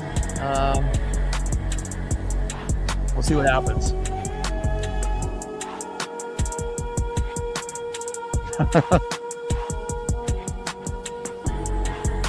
Especially for most females and girls, hair is everything.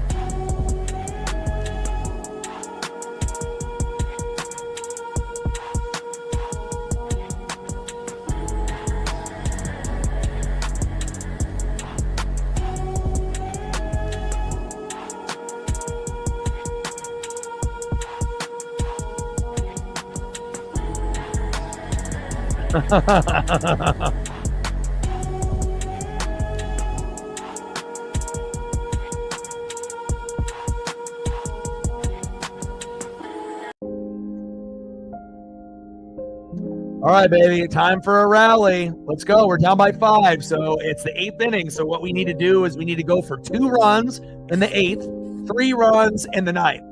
That's going to be the MO. That's, trying to at least. Next up, 0-for-0 with a run. Third baseman, Ben Williamson. Go, Ben.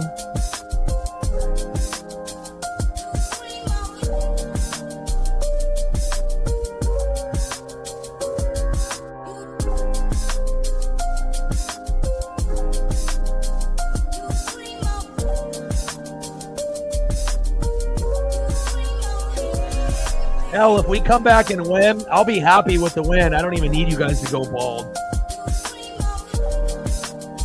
I would just be happy with the comeback.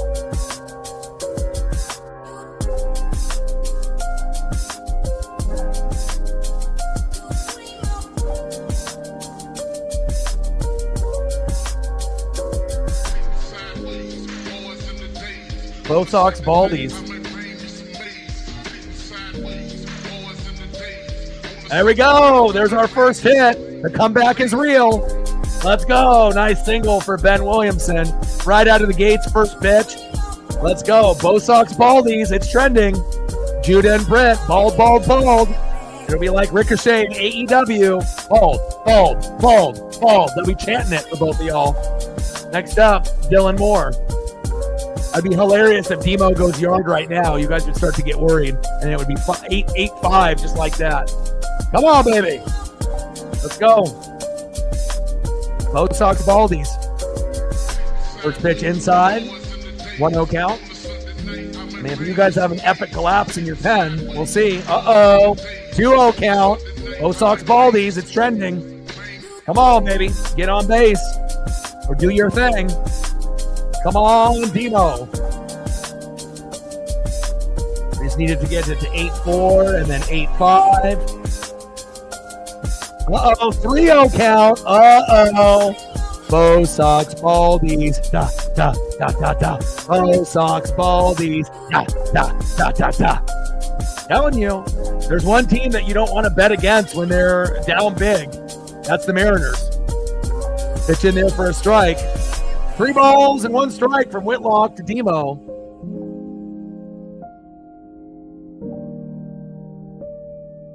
Hope you guys have some clippers.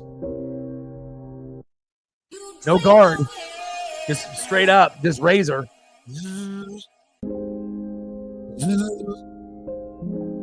Strike swinging. Shouldn't have swung at that, Demo. 3 balls and 2 strikes from Whitlock to Demo. Come on, Dylan. Yeah, that should have been a ball for sure. And down goes Demo. Strike looking. Bo Sox Baldies get saved. 1 away.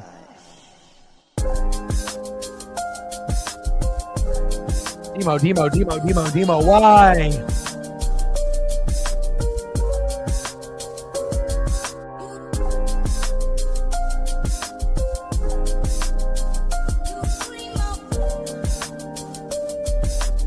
Next up, 0 for 1. Leo Rivas takes a strike swinging, 0-1 count.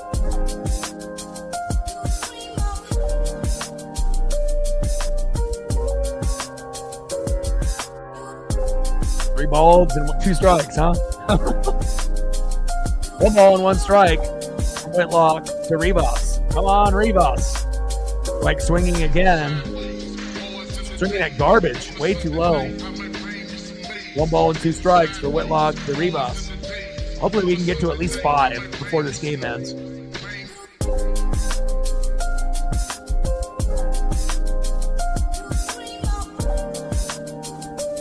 Yeah, this ump is definitely not doing us any favors. Which is high and out of the zone with that sinker. 2 balls and 2 strikes for Whitlock to Rivas.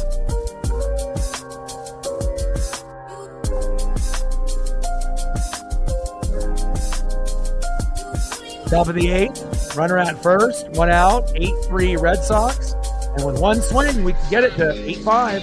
We just need 2 in this inning, 3 in the next. That's all. Rivas popped up. In play. Easy routine play there. 2 away.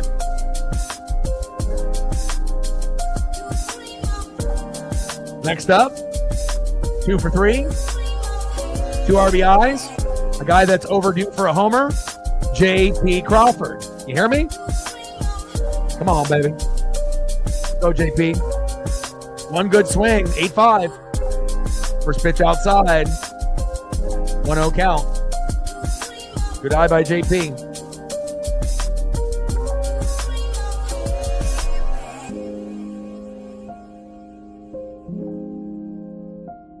It really just depends on the sports gods if they want you guys to be bald or not. Big swing and a miss. Like if we haven't had any big comebacks of like 3 to 5 runs, I would say 0% chance of us coming back. But we have had like 3 or 4 comebacks that are huge in like the first 22 games. So there's a little blind faith there, but it definitely feels like we're going to lose. But you never know. We said that against the Astros and the Reds and the Blue Jays. So it just depends if your bullpen guys shit the bed. 2 balls and 1 strike with 2 outs. Whitlock on the mound. J.P. Crawford in the box. Pitch is high and in the zone with the sinker. 2 balls and 2 strikes from Whitlock to J.P. Crawford.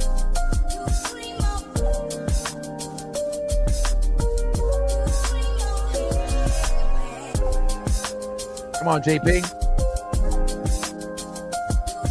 Broken bat. And JP to first.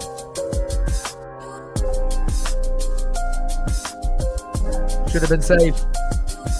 I need a replay. Broken bat. It was close. Good effort by JP. Oh. All right, let's go to the bottom of the 8th inning. Mariners down by 5. Next up, 2 for 4, 3 RBIs, big 3-run blast, Alex Bregman. Batting second, 0 for 4, 2 Ks, shortstop Trevor Story. And batting third, 2 for 3 with a run and a base on ball, right fielder Wilyer Abreu. I don't know if they're going to bring in another pitcher after Lau or not. We'll see. Let's go M's.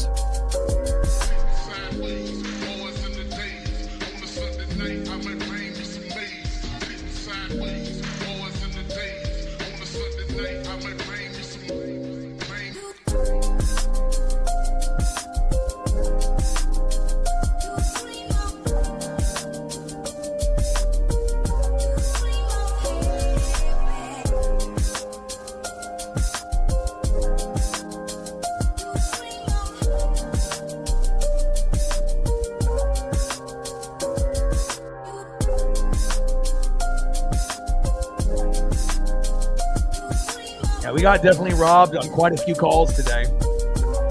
Not to say that, the game would be tied right now if those calls went our way, but, maybe the score is 8-4 if those calls go our way, or 8-5. But yeah, I don't want the Bo Sox Baldies to actually go bald. But I would love a comeback victory, but looks like we might be too little too late. But if we do lose, I still would like us to put up like a run or 2 in the 9th if we can. That'll give us some Uncle Mo going into tomorrow's game. And we're going to need it because Emerson Hancock's on the mound, but your pitcher isn't very good either. So it could end up being a high-scoring affair. We'll find out. Oh, my God.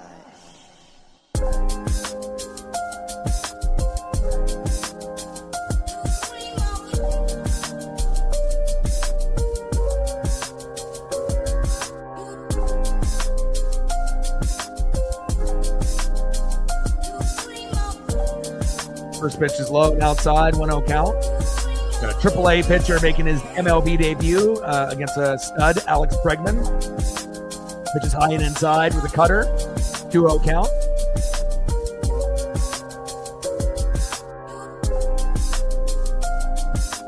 I did. For me, it started off where I had like some hair on the top, and then it went from using like an 8 guard to like a 4 guard to a 2 guard, and then eventually I had like super long bangs like an anime character, and then I had that kind of slick back, and then eventually it was just kind of like a 0 on the sides and the back, faded, and then now it's pretty much I'll just shave my face and my head every. Maybe I used to do it every day, but now it's like sometimes I'll take like two days, for me to, shave or whatever. Got a little bit of, a shadow going, but usually I don't let it go too long. But some people look good bald, others, it depends on your head shape. If you got the right shape of head for the, being a part of the bald boys, but, you can be white, black, Asian, Mexican, don't matter. You got the right head shape. Bald is beautiful, baby.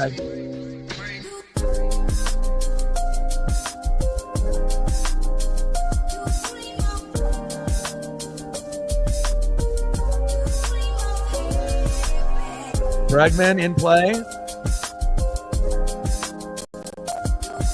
Dylan Moore is there. One away.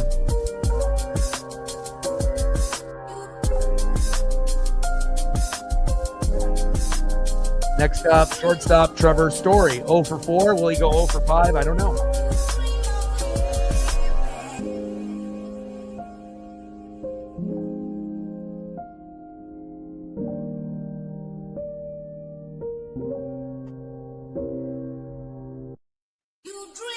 First pitch outside with the cutter, 1-0 count. I mean, it would be a little bit better if we had someone rather than a AAA pitcher coming in. But again, Trent Thornton definitely needs to go to AAA. We need to find some other guys to be able to step up for this team.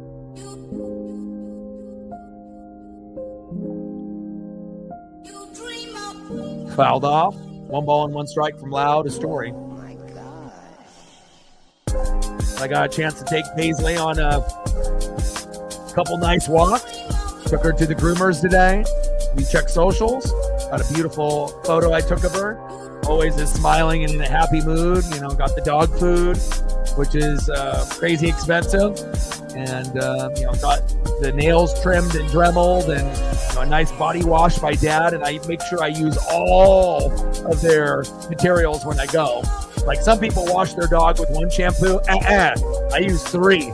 I got to get my money's worth, especially if I'm doing it only once a month. But she smells beautiful. Coat nice and soft. She's a happy girl.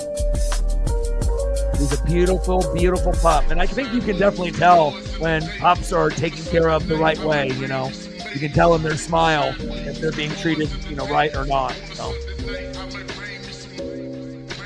And Story struck out swinging. Wow, an 0 for 5 day for Story. That means that he'll have a better day tomorrow. Next up, right fielder Wilyer Abreu.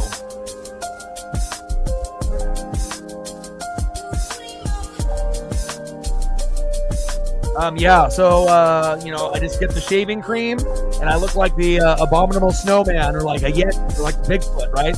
I just all over the face, underneath the chin, all there. So that's all covered. And then, shaving cream all over on the top where, everything is just covered in white. And then, get the hot water going and then just get the, it's not, one of the cheap razors. It's usually one of the, not super, super expensive, but like, a decent one that's like 15 to 20 bucks. And then I have to, go slow. And then once, it kind of gets used to your face and your skin, then, it gets a little bit more dull and you can go faster. Because if you go fast on a new blade, you're going to cut the fuck out of yourself. And then I make sure that I, get everything situated. It doesn't usually take me too long. I would say maybe 10, 15 minutes, to get every part. But I'll tell you, once you do that and you feel like so smooth, face and top of the head and the side and the back, it also helps me sleep when you have that nice cold pillow with the window open, and it makes sleeping much more enjoyable too. So 2 balls and 2 strikes from Lau to Abreu. But I used to do it every day. Like when I would go to work and everything, it was just like kind of a routine. I know Taylor Swift, shaves her legs every day. And, some people, it's just that routine that you get in, Oh my God. Just depends on, if you want to keep up. Back. Wow. And bounces into the crowd. Ground rule double for Abreu. Demo tried.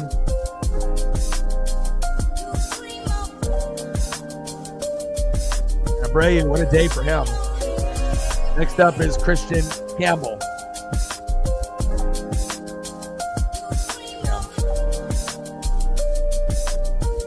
For me, I like to look in the mirror, and then I like to be able to make sure with my hand, I can kind of feel any like rough patches and whatnot, but it's a little bit of work, but I think I've only grown out a beard like once or twice in my entire life. But again, one side was thicker than the other, so it looked a little off. Like I couldn't grow it fully in. Like one side was great, but then the other side, it was like patchy, So then I had to kind of modify it, and whatnot. And then, I don't know. I think some people look great with beards and mustaches and whatnot. But, for me, I'll have a little shadow once in a while here and there, but I like being baby-faced. I think it suits me better. I look more Asian when I have the beard, though. Throw to first. And we finally get out of the inning there. Campbell grounded out to second. All right, last-ditch effort. All we need, Mariner fans, 5 runs. Right, just like the Astro game when we were down 5 runs, 5-0. That's all we need. But it was in the 8th when, we had to try to make that run. And we need 6 runs to win. So, easy peasy lemon squeezy, as they say, right? But shout out to the Red Sox and the Red Sox fans. You guys beat us up here today, and shows you if you have a shitty guy in the pen, that could be the end of you. Just one shitty guy in the pen could just ruin everything. And unfortunately, that happened to us. Next up, 1 for 3 with a base on ball, Julio Rodriguez. Batting second, 1 for 3 with a run RBI, base on ball, and a solo dinger at the beginning of the game, Jorge Polanco. And batting third, our savior, big dumper, Cal Raleigh. 1 for 3 with a double and a base on ball. Let's go, Mariners.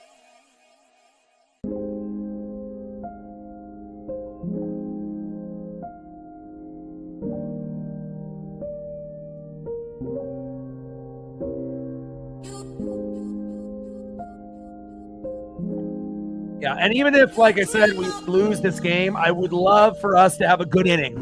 Lose 8-5.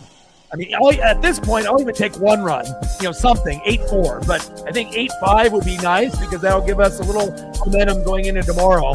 And again, tomorrow's game really could go either way. Both pitchers are pretty raw. And obviously, Boston will have the edge because they won today, more than likely. I mean, unless we get 5 runs here, and then the Bo Sox baldies go bald. But we have Emerson Hancock, our AAA pitcher, pitching. He's 0-1. His ERA was 81. Now it's down to 12. Okay? So don't get any fucking ideas. And then you guys have Newcomb pitching for you, Sean. He's 0-2 with a 3.63 ERA. So Hancock might be able to get his ERA down to somewhere in that 5 to 8 range.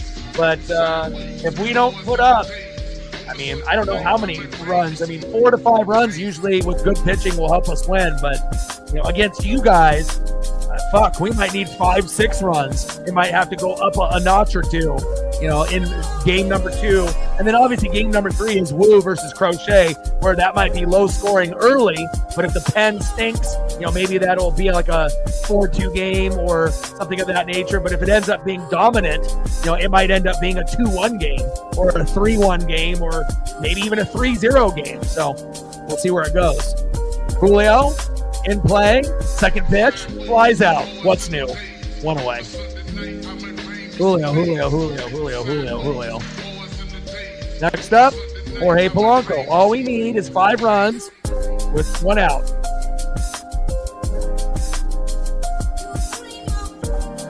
Seven likes to 40 ball people. Let's go.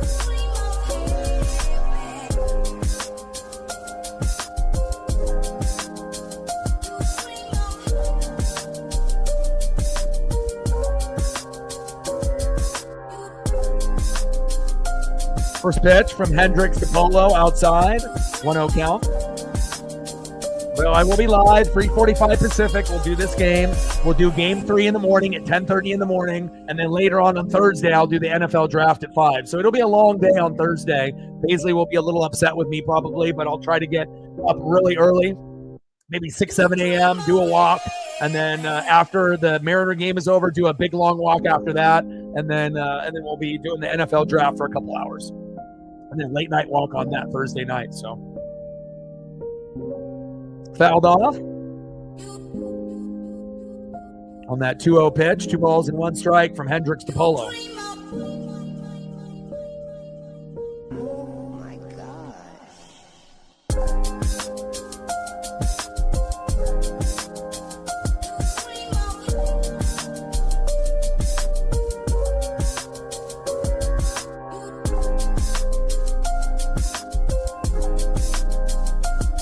Little slow dribbler. Throw to first. 2 away. All right, we're down to our last out. And we got our best player, big dumper, Cal Raleigh. Let's go yard, Cal, for momentum for tomorrow. Let's make it 8-4. Let's go, Cal. Let's start the rally. All we need is 5 runs and with 1 out to go. Easy.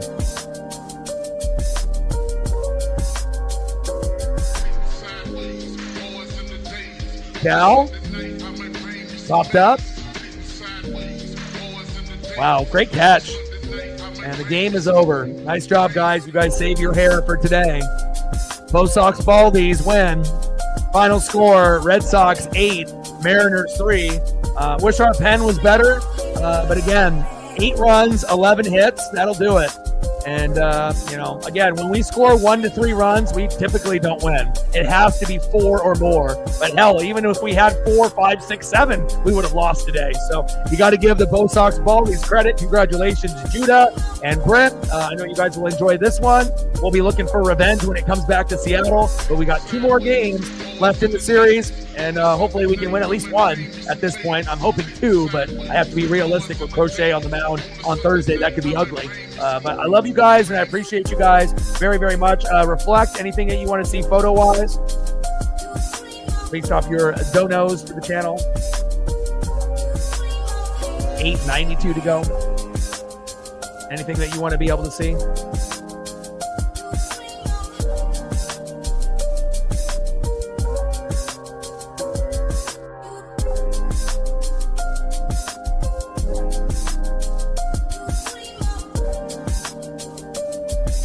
Brett bald photos.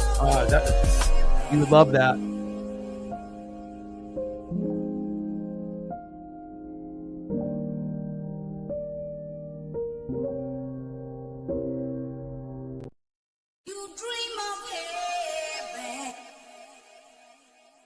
You get a bald. You get a bald. You get a bald.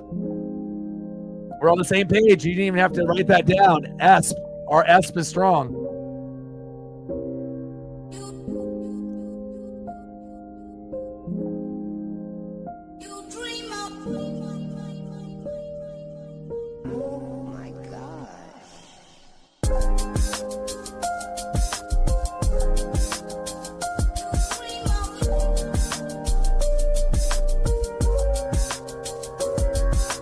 Wow, rough one.